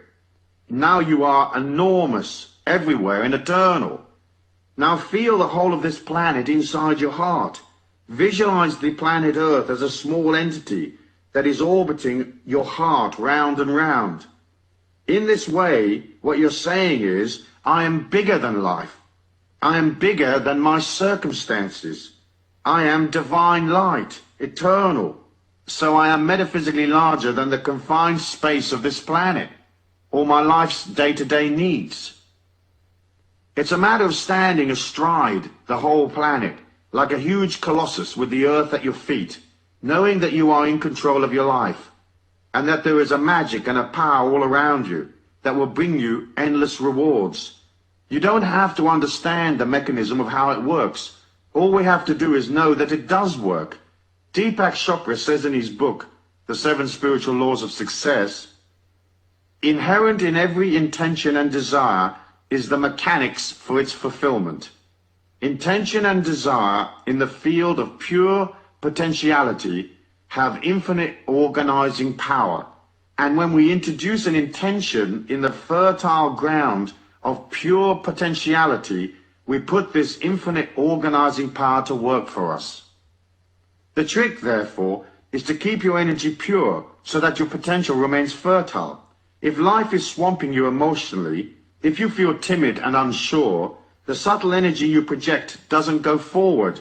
In fact, it collapses back on itself, which is why in troubled times people often say, my God, I feel like everything is collapsing around my ears.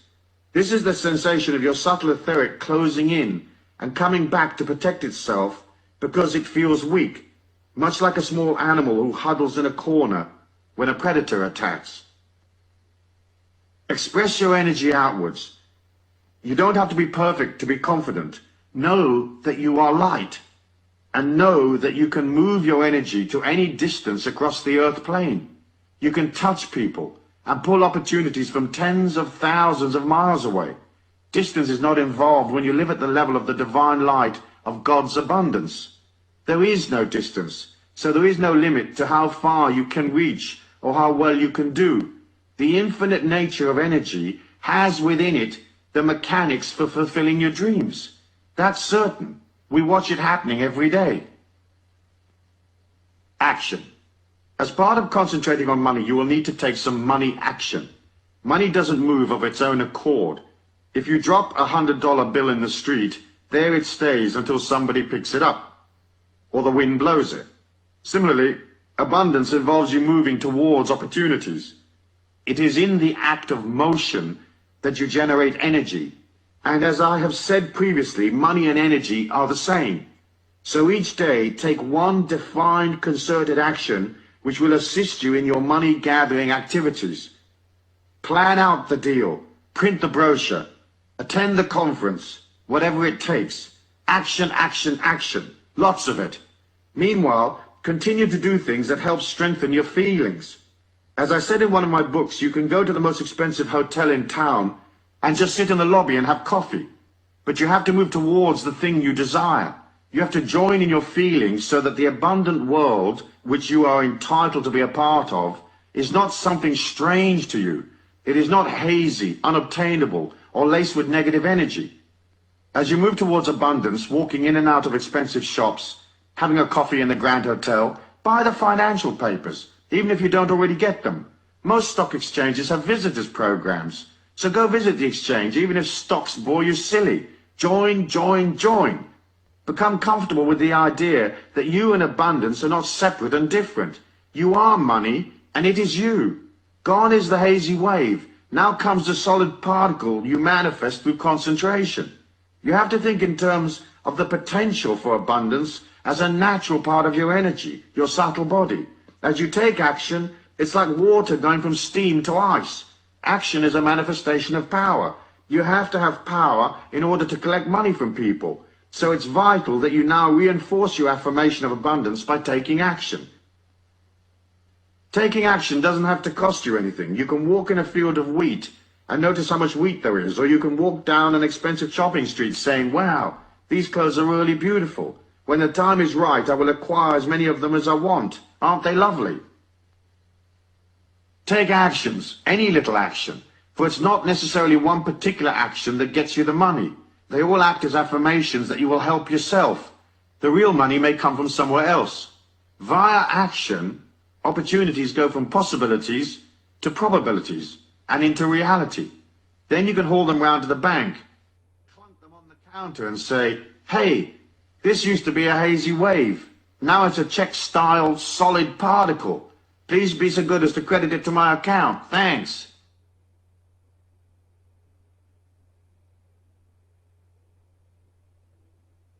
Chapter 6, the law of invocation and manifestation. Concept. First, there was the word. Sound is a major force in the act of creation and manifestation. It's another part of the mysterious mechanism that moves our thoughts and ideas from the hazy wave state to solid reality. We have to invoke our desires, call out to the universe. We must tell it what we want, not just think about what we want. When we speak out loud, verbalizing our reality, we engage the manifestation process. Sound is a part of that which creates our individual reality. Each moment of our life, we either invoke or destroy our dreams. We call upon it to become a fact, or we cancel our previous instructions. When the shamans of old called for rain and suddenly it pissed down buckets, everybody thought it was a great magic. But people didn't understand how the process works. In fact, it was only ever the power of invocation with a little bit of help from the shaman's connection to the nature spirits. Invocation is like dealing with a mail order company. You call the clerk on the 800 line and invoke your order. Send me this, send me that. So begin to state your needs out loud as fact. For example, you might be having a coffee with a friend and you'd say, a great financial prize is about to descend upon me. And they might ask, how is that? And you answer, I'm invoking what I know to be true. I know it is true because just by invoking it and believing it to be true, I transfer my idea from a hypothetical potential universe reality to this 3D reality. As I invoke, I create what I need. So decide what you want and invoke it. Don't waffle or daydream. Don't voice any maybes, uncertainties and doubt. The universe at large can't get its infinite head around wishy-washy doubt. Either something is or it isn't. Be firm, be certain, be absolutely definite. Don't say, when I get this and if I get that, then and only then will I experience my dream. Instead, invoke your dream as fact. Remember, in the realm of the infinity of energy, there is no time. Everything is eternally present. So all your dreams are a reality in some parallel universe. By invoking your dream as a given fact, you haul it from a parallel place to right here, right now, in your warm, clammy hand, to love and behold and enjoy. Coolissimo. Metaphysics. The metaphysics of invocation are hard to comprehend and explain. I can't absolutely say why it works or what the real technology behind the law is. It seems to me that as we give voice to our reality, we not only move the air, but we also move the etheric reality around us. Just as our bodies have a subtle bioelectric reality, etheric, the whole planet and the ambience around us has its own etheric body. That body may very well be connected to parallel universes wherein our hypothetical ideas and dreams exist. When we invoke, we seem to haul those ideas from hypothetical possible universes to this one right here on Mother Earth. The important thing is to believe in what you are invoking and don't voice any depreciating ideas. Keep your dream safe. Guard its holy and sacrosanct nature by not trashing it with negative waves. Don't engage in idle chatter and thoughtless remarks. If you say this situation is a nightmare, you invoke terrible spirits to visit you at night. If you say it's dreadful, you establish fear and dread in your life. If you say something is a pain in the butt, be prepared for a hemorrhoid attack. Don't moan, and don't allow doubt and disquiet to diminish your life and its power. If you're worried about something, keep it to yourself and don't vocalize it as fact, for that solidifies it. Work instead on the solution. Voice that solution as fact. Everything can be changed. Catherine Ponder says in her book, The Dynamic Laws of Prosperity, never underestimate the power of words. You make your world with words, as did Jehovah in the beginning. But if you do not like the world you have previously made with words of discord, lack, limitation, and hard times, you can begin building a new world of limitless good and prosperity by changing your words of command and decree. So there you have it. Invoke the word and get the abundance and happiness you are entitled to. Action. Prayer is a form of invocation, especially when we pray out loud. But to make prayer really work for you, you have to make the subtle shift from asking and begging to knowing. If you say, God, send me more money, that's not an invocation. It has an air of uncertainty about it. It feels weak. Invocation requires you to state your need as granted and to be certain that your loot is already on its way, delivered and real in a parallel universe and on its way to this 3D reality we call home. So instead of praying quietly, pray out loud, stating each desire as fact. Remember, a great prize is about to come into my life. A very profitable opportunity is on its way to me. A large sum of money is dropping into my lap effortlessly, and so on. Invoke, invoke, you'll never be broke.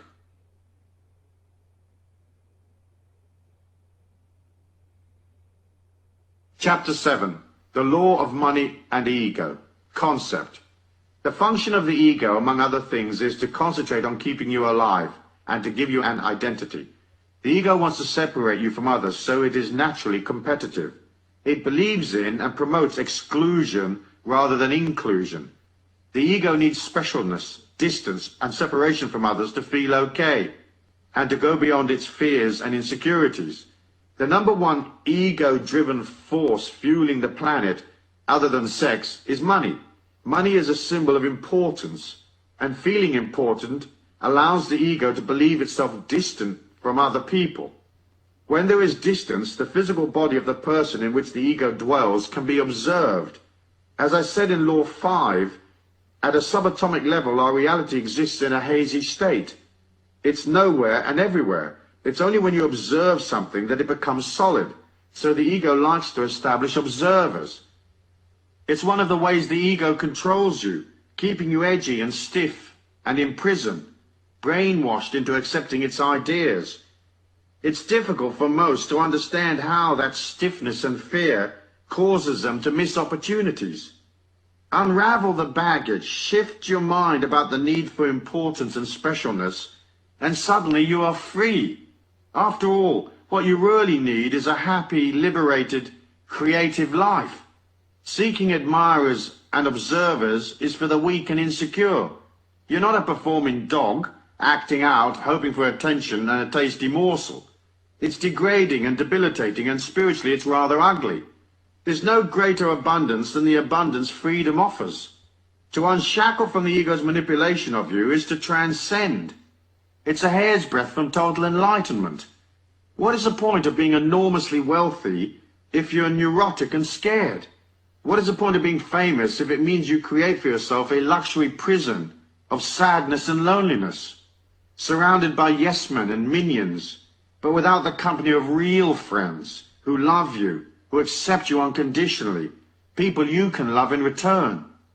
As I said in The Trick to Money is Having Some, money making is not a serious business. It's a game that you play. At first it may seem that it is a game you play with forces outside of yourself, the economies of the marketplace, so to speak. But as you proceed, you discover it is actually a game you play with yourself. Detaching from the seriousness of money involves moving from ego-oriented ideas to a spiritual comprehension of money. Once you are no longer separate from the rest of the world, and you've joined the infinite self within, you're back in the divine light that connects us all. You see the evolution of the earth plane as a combined evolution of all the souls upon it.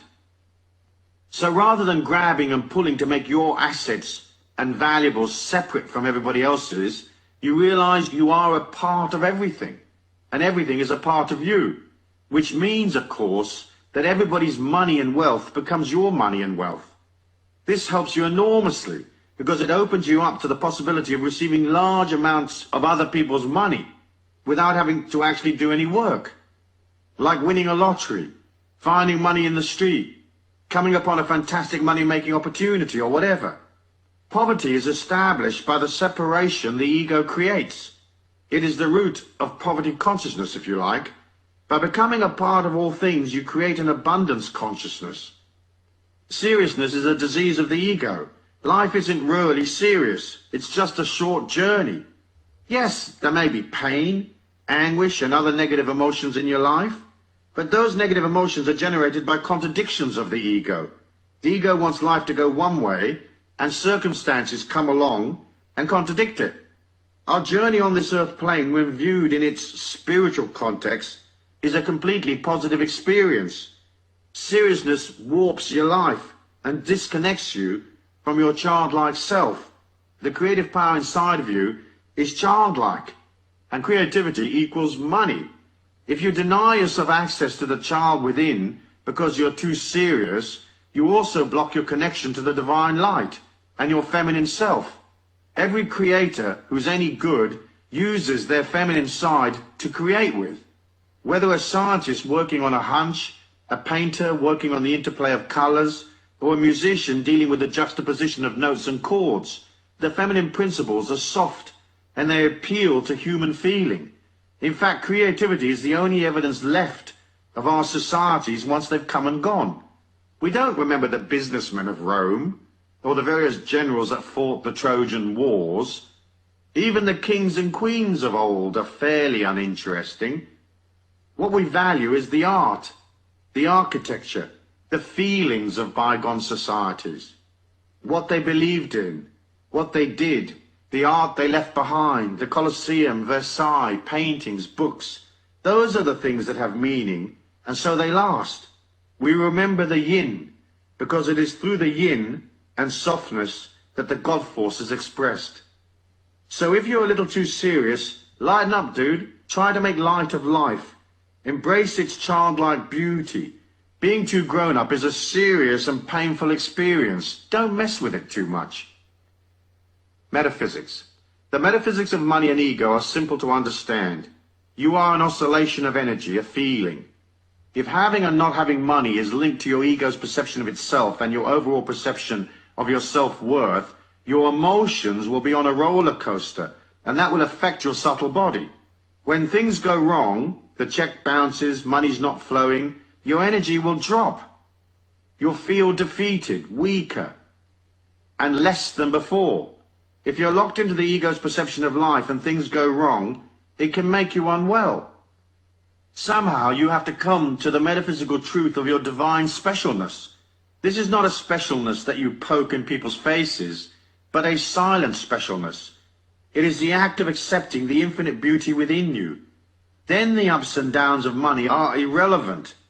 To get to that point of view is not an overnight process for many, because everything we ever hear tells us how important status is and how lacking we are. All advertising is there to remind you of what you haven't got. Its function is to stimulate the desire by subtly showing you an inadequacy. Often advertising uses subliminal fear mechanisms. You don't want to be fat, do you? And therefore rejected by others. So buy these special foods. You don't want wrinkles, do you? And therefore be lonely and unloved. Rub this useless cream on your face. You want admirers, don't you? Buy this glitzy car that will fall apart in 2 years. Advertising also stimulates debt. Debt is a form of leaning. A bit of debt, manageable debt, is okay. Lots of debt topples you over. It takes you into fear and negative emotion, which affects your etheric energy. Once the etheric starts to wobble, you have less protection from outside forces and psychic intrusion, and you may experience even more fear, get depressed and so forth. The way the government and the media play to the ego is an insidious control trip. It's designed to make you a prisoner. The only defense you have against TikTok's bombardment of you is to detach.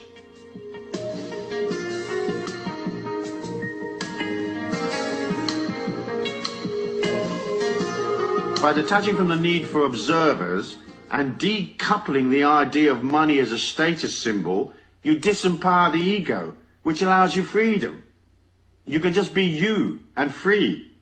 Yes, you can have aspirations, dreams and desires, but they shouldn't be obsessive. You have to live life in the meantime, and you have to have fun. If you're not having fun, something is very wrong. Look upon money as the driving force of your creativity. See it as solidified love, and don't use it as a security device. Then your emotions will be stable, and you'll be liberated and stress-free. Use your money to buy fun and lightheartedness. Action. As I said in the concepts section, lightening up and becoming less serious is the key to changing money from an ego symbol to what it actually is, a symbol of the appreciation of energy. It's a part of becoming less and less complicated. Most people are tied up in knots. Their life takes endless management and sorting out. Take action. Toss out stuff. Gently and kindly get rid of the people you don't need, that are a drain on you. Manage your time better and get rid of all your superfluous commitments. Stay in the pocket and keep it all as simple as possible, given your circumstances. This way, you'll come to the childlike self. When you find that inner child, parent it, nurture it, look after it. That action of itself will grant you all the security you will ever need. You can never reconcile your life unless you rediscover that inner child and learn to keep it happy. So go to a toy store and buy yourself some games, play in the rain, roll in the mud, or whack your face in a cream pie. I was in a la-di-da restaurant in San Francisco with my ex-wife, my little boy and some kids and a bunch of relatives and friends. It was a very expensive restaurant, extremes of la-di-da with lots of very serious, important people, dining in whispers, having dull dinners. At the end of the meal, I ordered a bunch of gooey meringue pies. It wasn't on the menu, so the chef had to make them up specially for us. The maitre d' ceremoniously brought the pies out and placed them in front of each of us. We were 10 at the table. We waited for a second or two, staring at the pies with glee, and then on the count of 3, each of us at the table picked up our pie and whacked it in the face of the person sitting to our left. We all gave and we all received. The children went ballistic, laughing their heads off. We fell to the floor in hysterics. We couldn't contain ourselves. The maitre d' was shocked. There was sticky meringue everywhere. Some of the other customers were laughing fit to burst. Others were absolutely appalled, and they probably have never gone back to the restaurant again. The sugar in the meringue stings your eyes a bit, but boy, did we have fun. If you've never done something like this, try it. Being light-hearted is angelic, and being angelic is being infinite. And being infinite is easier than being stuck with a bunch of boring grown-ups who fret over their investments, who strut and work hard and pay out money for stuff that doesn't make them happy. If you're suffering from negative emotions or pain, internalize it and work on it on your own. Do not project it onto others. You have to be responsible and own your own pain. Sure, you can talk about it to a therapist, or you can share your troubles with a friend, but in the end, you are your pain. It's personal to you. You don't have the right to project it on others, leaking anger and disquiet, spoiling their energy by dolloping your stuff upon them. That's bad karma, as is manipulation, vengeance, and nastiness. As a part of setting you free and liberating yourself from fear, don't bother to push and shove and compete with others. If they need to be hot shots, let them. If they need to prove how clever they are, let them. Act simple and just listen. It's a good discipline. If they need to be first, step aside. Let them pass. The sun will rise exactly the same time for everyone in the neighborhood, no matter who rushes ahead or who ambles along at peace with himself or herself. It's the belief you have to compete that creates lack, and the fear of lack. Once you raise your energy, you don't need to compete. Once you don't need to compete, you're no longer scared. When you're no longer scared, you resonate a stronger energy. More people show up, and you can bill them all the more. These laws of money are so simple.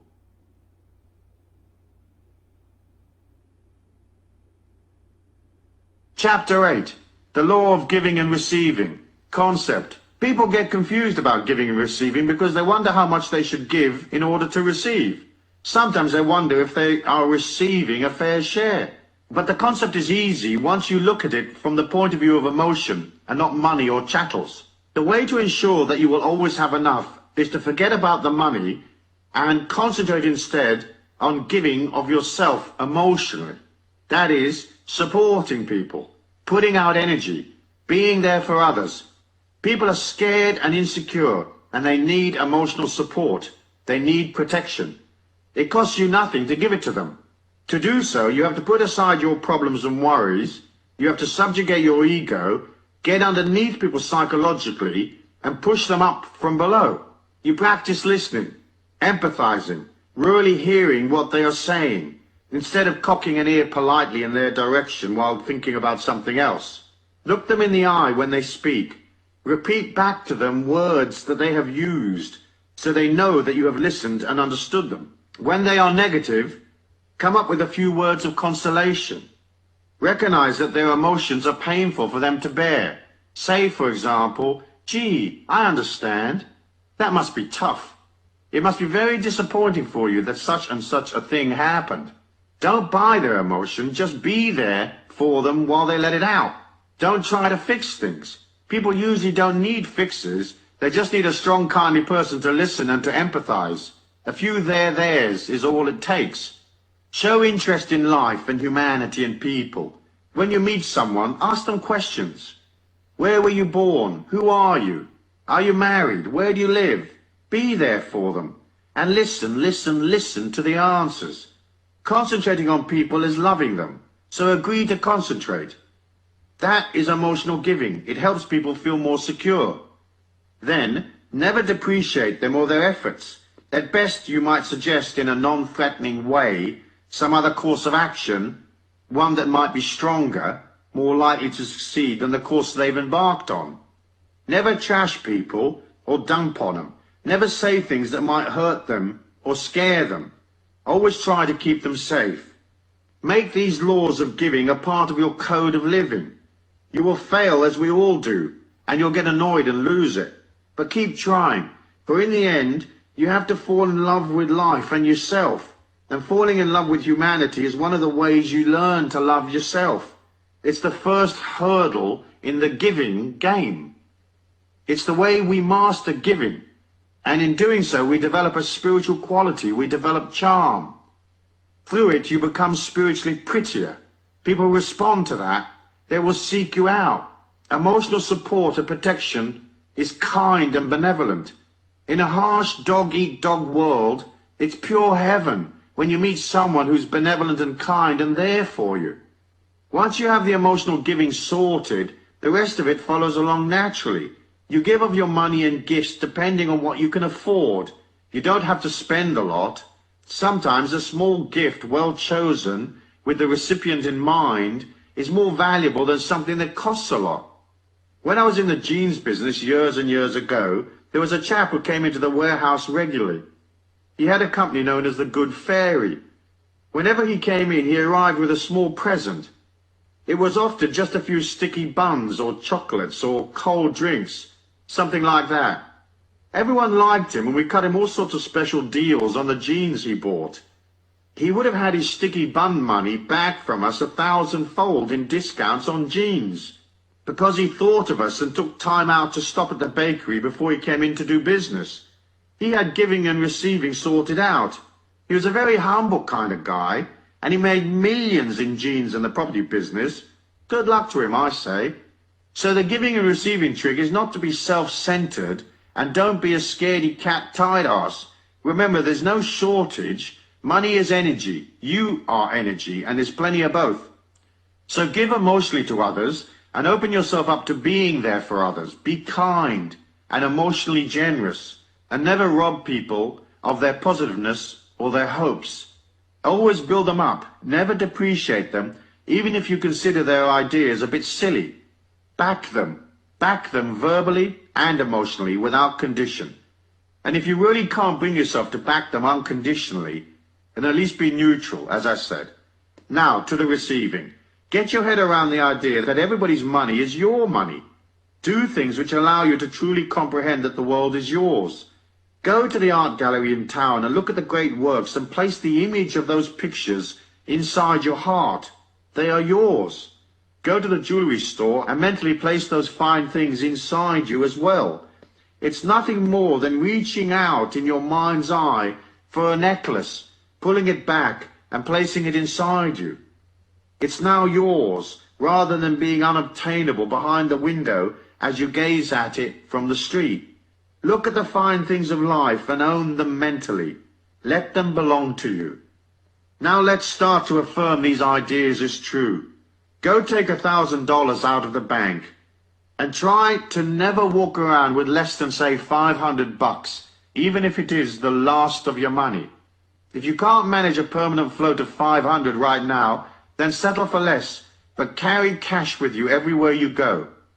Of course, if you can manage more, carry a couple of grand. Don't worry about losing it, or those negative waves about being robbed. You are in the flow and balanced and in charge of your money. No one's taking it from you. In fact, they're lining up to give you more. Get used to having money in your pocket, knowing that you are abundant and that more is coming, and knowing that you are responsible and you won't go potty and blow it all in 10 minutes if you can't afford to. Carry real money, not plastic. Credit cards have negative connotations. They're often a symbol of lack, not abundance. They are a mechanism which appeals to the ego, and so they control people. Using credit cards, people overspend, and that trips them into worry and fear, for the bill is on the way. Don't use credit cards except when you have to establish credibility, like at car rental companies. The rest of the time, use cash. It's solid and real, and it helps you feel rich. Its presence in your pocket is an affirmation that you have money and that you are open and ready to receive even more. Next, believe in your abundance. When bills come in, pay them the same day. If you don't have the money yet, as say you are waiting for payday, write out the check today anyway and post-date it or leave the date blank. Put the checks you owe on your desk, nice and neat and in their envelopes, waiting in line to be mailed. Don't allow bills to rob your spirit of its hopefulness. Be prepared to pay cash for everything right now and on the spot. After all, you want to receive right now, don't you? So don't contradict that by hanging on to the money that's owed to others. Cut the check and know that the universe will provide. Quickie, if you are massively in debt and out of control, file for bankruptcy. Get rid of all the old money aggro and tell your creditors and the universe that you're sorry for mismanaging your life and for denying people their rightful payment. Then never accept credit again. I went to America as an illegal immigrant with very little cash. It didn't take me long to rack up a whole load of debt. That obligation and the weight of the emotion it caused me slowed me down a whole bunch. One day I decided to sell everything and pay off large chunks of my debt, even though it would leave me with no assets in hand. I decided to pay all new bills in cash the day they arrived, or, because I traveled a lot, within a few days of my getting back from a road trip. Then I did a deal with the people to whom I was in debt, and they agreed to monthly payments. My biggest creditor was a sweet man called Bob. I owed him $55,000, so I sent him 55 $1,000 checks. Every month his money went through, and eventually I didn't owe Bob a dime. He got it all back. I made the information that I wasn't going to live in the emotion of lack anymore, and that even though I didn't have enough to pay all my old debts, I was ready to reform and simplify my life by creating no new debt. In addition, I agreed with self to work especially hard to settle my old obligations. Doing this changed my financial situation around. It took me several years to get it all sorted out, as I was originally over $400,000 in debt. But in the space of 5 years, I settled everything, including paying an ex-wife $100,000. In addition to paying my debts, I made and saved several $1,000,000.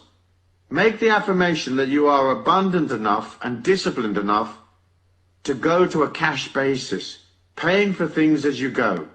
Soon your whole outlook changes.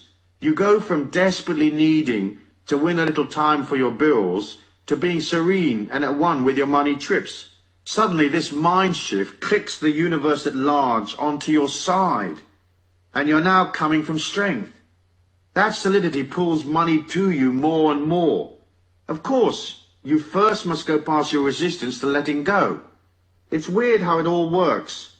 I reckon it's your fearlessness and self-discipline that affects the change.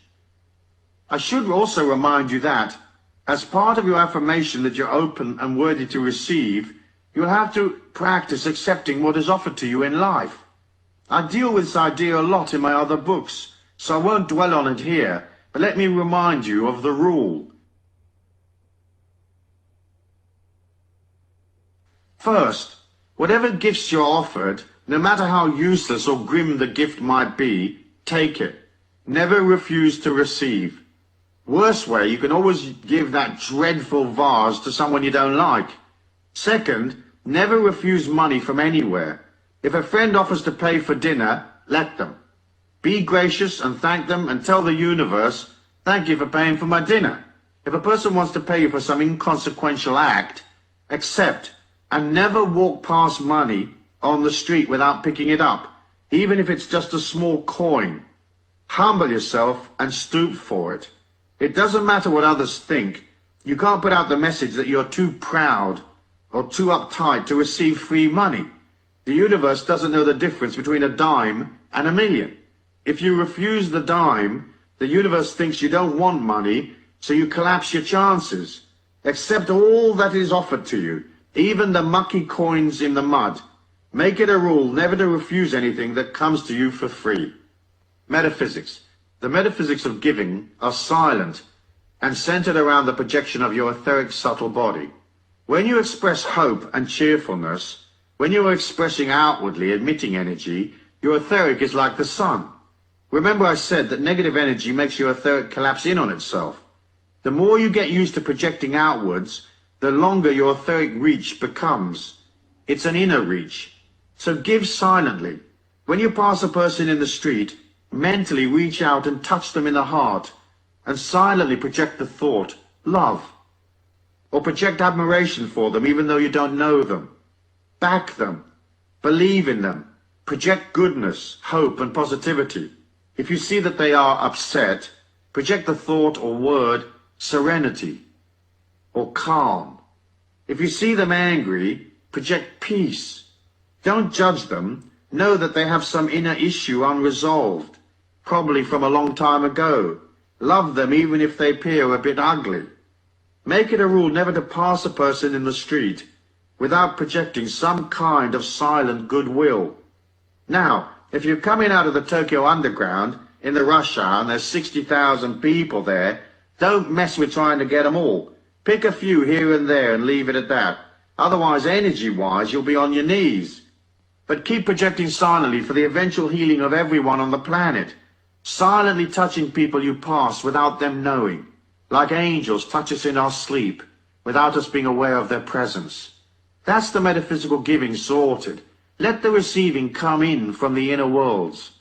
As you displace energy out from yourself, out into our external 3D world, in a positive silent way, you automatically pull more from elsewhere in the inner worlds.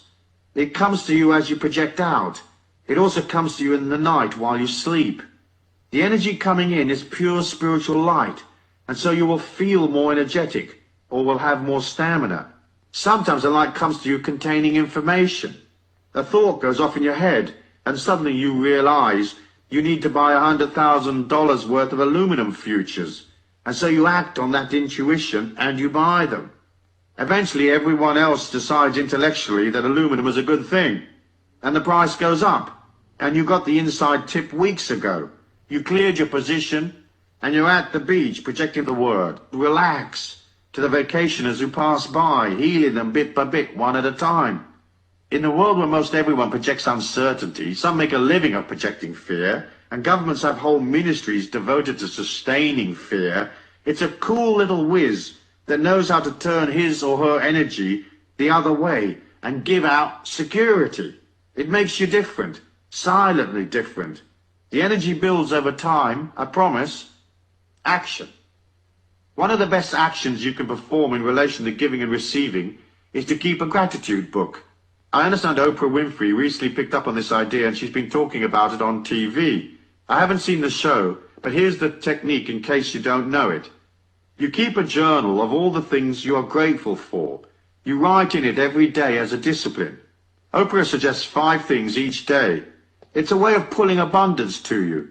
In the act of being grateful, you are acknowledging your abundance.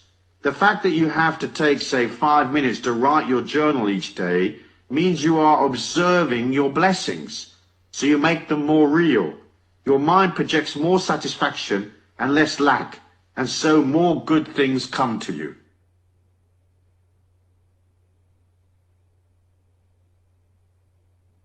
Chapter 9. The Law of Honor, Integrity, and Abundance. Concept. Talking about honor is tricky. It doesn't take much to come off as a righteous Pratimus Maximus of extreme pomposity and silliness. Here goes, I'll do my best and I'll keep it short. When you separate from your body and look back at your life, nothing will have disappeared. I've been in those worlds via the trance state, and the OBE, the out-of-body experience, and the near-death tube. And what I tell you is correct. Though each one experiences their life's overview slightly differently, you won't want to look at stuff if it is gruesome. If your life has been one of manipulation, inflicting terror, nastiness, rip-offs and so forth, the moment of your spiritual overview is going to be an extremely painful experience, unless of course you change things now.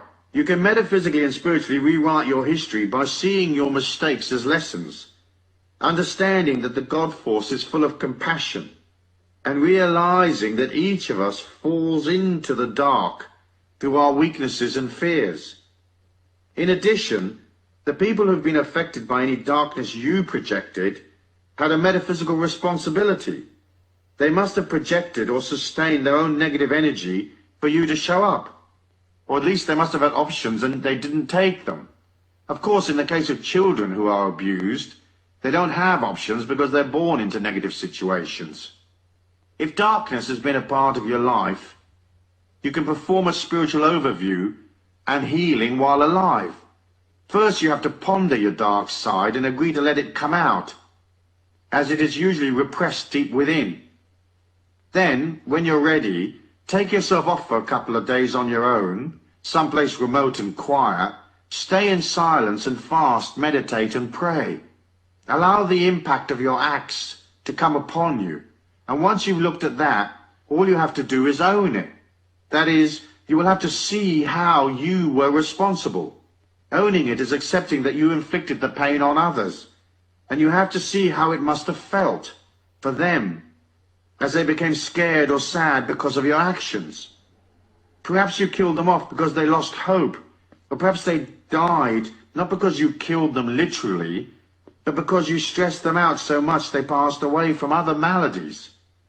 You use your 2 or 3 day quiet period to look at your dark side, to process and acknowledge your hatred and antagonisms. You agree to come to an act of contrition and to atone. Contrition and atonement sound serious and biblical. One imagines balls of fire cast down from above while Sodom and Gomorrah burn in the distance. It's not quite like that, because a universal compassion kicks in if you do it right. Contrition is feeling sorry for your stuff-ups and owning them, and atonement is doing something about them. We all have darkness inside of us, so you don't have to feel especially guilty. Yet you can't get to the light without passing through the dark. The idea that you can escape it completely by just being positive is metaphysically unsophisticated. You can certainly avoid it for a bit, building light and energy as you go, but in the end it is always there. You have to tackle it one day. Rudolf Steiner called it the guardian of the threshold. I always imagined the guardian as a monster on your path, who knew all of your weaknesses and could play upon them. It would eat you if you didn't have the courage to face it. Even the most saintly person has a dark side. If they say they don't, they're a saintly person with quite a lot of BS and denial, and that of itself can be dark. Even Jesus had his 40 days in the desert, processing his shadow side, being tempted and so forth. As your energy grows and grows, and as you become more and more light, you have to come to honor and integrity. For the expanding light within you attracts the dark forces that hang around looking for weaknesses, looking for ways to use to their own ends the power you are creating. Now, people usually believe they have no dark side, or that they have already processed it, but that is not often the case. Many have simply repressed their dark side deep within, so it's not obvious.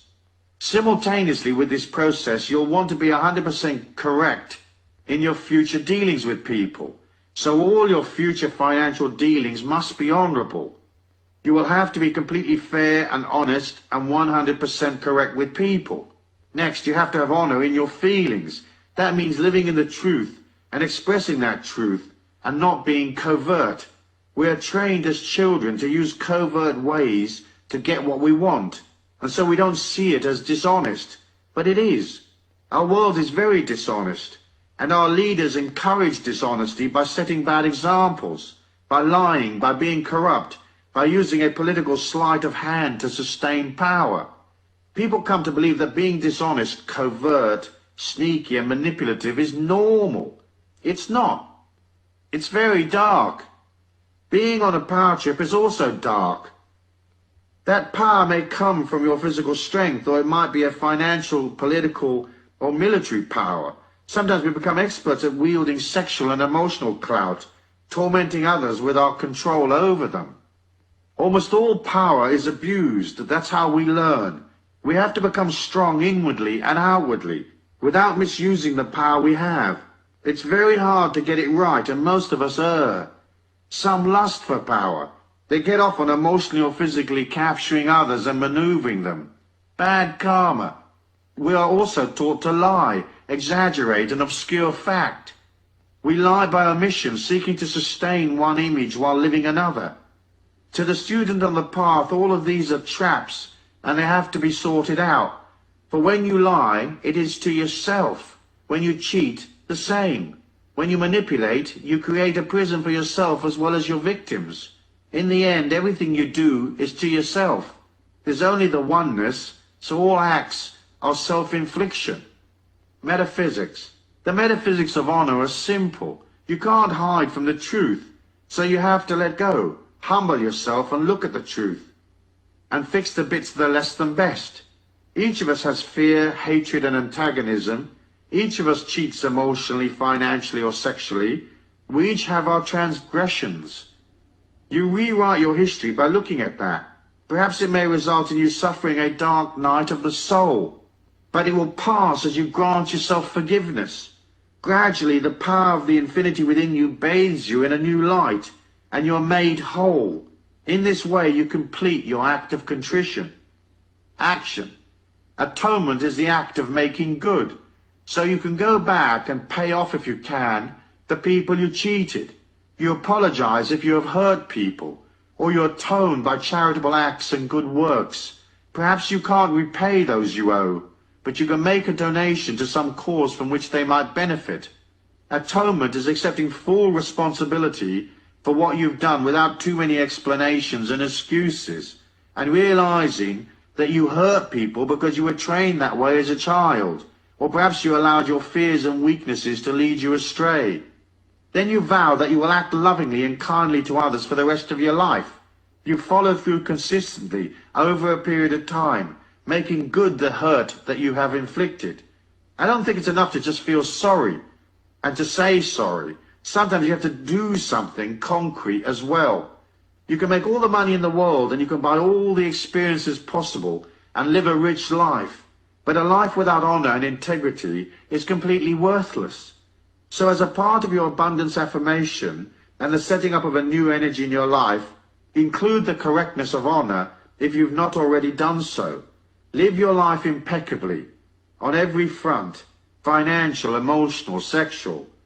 And if you exercise power, be benevolent, very benevolent. Chapter 10. The Law of Love, Compassion and Money. Concept. Most people can't get their head around the idea of money, love and compassion being linked together. The idea that money can be a symbol of love seems odd. We are so programmed the other way. Here's how they are linked. It'll help you see it all in a different light. There's a psychological war that goes on in us humans between self-hate and self-love. It's a part of another battle that persists. The energy war between living and dying, building energy and depleting energy. The two issues are wrapped up with abundance and love, and they can very dramatically affect your ability to earn money and pull abundance to you. Here's the concept. You start pre-birth as an infinite spirit in a spiritual dimension. There, the spiritual memory of what you are is eternal, and so you have existed in some form or another since the beginning of time. Suddenly, the spirit energy that is the real you finds itself inside a little body, trapped there for life, collecting new experiences. The act of coming into the body is one of descending, leaving the magnificence of a domain of spiritual light and entering into solidity and restriction, physical restriction, and emotional difficulties, the restriction of a dysfunctional family maybe, poverty, disability, whatever. It's a sacred and humbling act to accept such a learning experience. It's an act of love, for the restriction will force a consolidation of energy. It will force that spiritual energy to go from hazy wave to a solid particle body, and it will have to take on psychological impediments which will help it learn what it is like to be a human. Those impedimenta are not real to your spirit identity.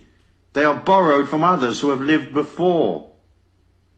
They were part of the global mindset at the time of your birth, and so they are imposed upon the spirit. They really don't belong. The spiritual infinity within you can't be shamed, dysfunctional, unwell, hurt or injured, for it is a spark of the Christ consciousness. People often wonder why a God that is all love and compassion can allow pain and suffering. But it's easy to see that the spirit, the one you actually are, doesn't do any pain and suffering. It remains always in a state of grace, a state of complete positiveness, even if it is collecting painful memories which the ego experiences. At the time a child becomes a mature being, it has downloaded the negative waves of its culture and the global mind. the collective mind, if you like. Your job then is to work your way out of that and return to the real you, that spark of the Christ consciousness within. That's the seminar, transmuting the negative into compassion and love.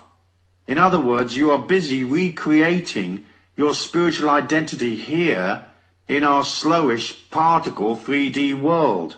We start with shame. Early in our childhood, we are shamed when people shout at us, get angry, admonish us for not using the potty correctly, whatever. Later we are shamed intellectually as being stupid, or our actions and decisions are invalidated. Then perhaps sexual shame kicks in, as we discover we're not pleasing to other humans as a sexual partner, or we're very pleasing, and we're used by others. Sometimes sexual abuse is forced upon us in childhood. It's all very difficult stuff, this little seminar called life. Psychological shame kicks in as we deal with the peer pressure of our teenage years. You have to be like this to be cool, and if you aren't following the herd, you're ostracized. We are shamed into conformity, even if the conformity is one of hooliganism and drugs. There's a conformity in rebellion and the counterculture as there is in TikTok. Now we're doing serious amounts of confusion and pain, and we probably hate ourselves. We want to be something else. At times in our dreams we remember we are an eternal spirit, but it's a distant memory. Right now we are a human who is insecure and hates themselves and is in various degrees of pain and anguish. On top of all this, there is the other issue, that of living and dying, high energy and low energy. We have to fight our way out of these fears and restrictions and return to our spiritual identity. First, it's a love of self, not a narcissistic, egotistical love of self, but more a physical, emotional, psychological, and spiritual respect for self. Can we love ourselves in spite of all we've been told, all the personal defeats we've suffered, the shape of our face, our lack of ability, or whatever? That's the journey. Initially, the answer is usually no. Self-hate kicks in. We anesthetize the pain via drugs, sex, and illusions of power. Or we use overwork and alcohol to blot it all out, succumbing to our addictions. We feel that if only things were different, if only we had more money, if only we had a different set of conditions, if only a certain person acted in a certain way, then we would be happy. People would love us and things would be just fine. That's the story of most people's lives. Self-hate gets in the way of everything, including their money-making ability, because eventually they lose the will to fight on. There's a fine balance to the getting of money. It usually involves activity, and that activity takes you further and further from your real self. It burns energy and makes you less secure, not more secure. The security you seek is within. It comes from seeing yourself as beautiful. It comes from going through the healing we talked about in the last section. It's the act of self-love, the acceptance, detachment, and forgiveness of self. It's where you wake up and remember that you are not the spotty-faced teenager who was ridiculed and shunned. You are a powerful, eternal spirit, imbued with the Christ consciousness, and here with a mission to fulfill and lessons to learn. A spirit of infinite honor and integrity that has a connection to all the knowledge that exists. Nobody out there is perfect. We're not trying to compete in the perfection stakes. You can love yourself and be imperfect, as God loves us unconditionally.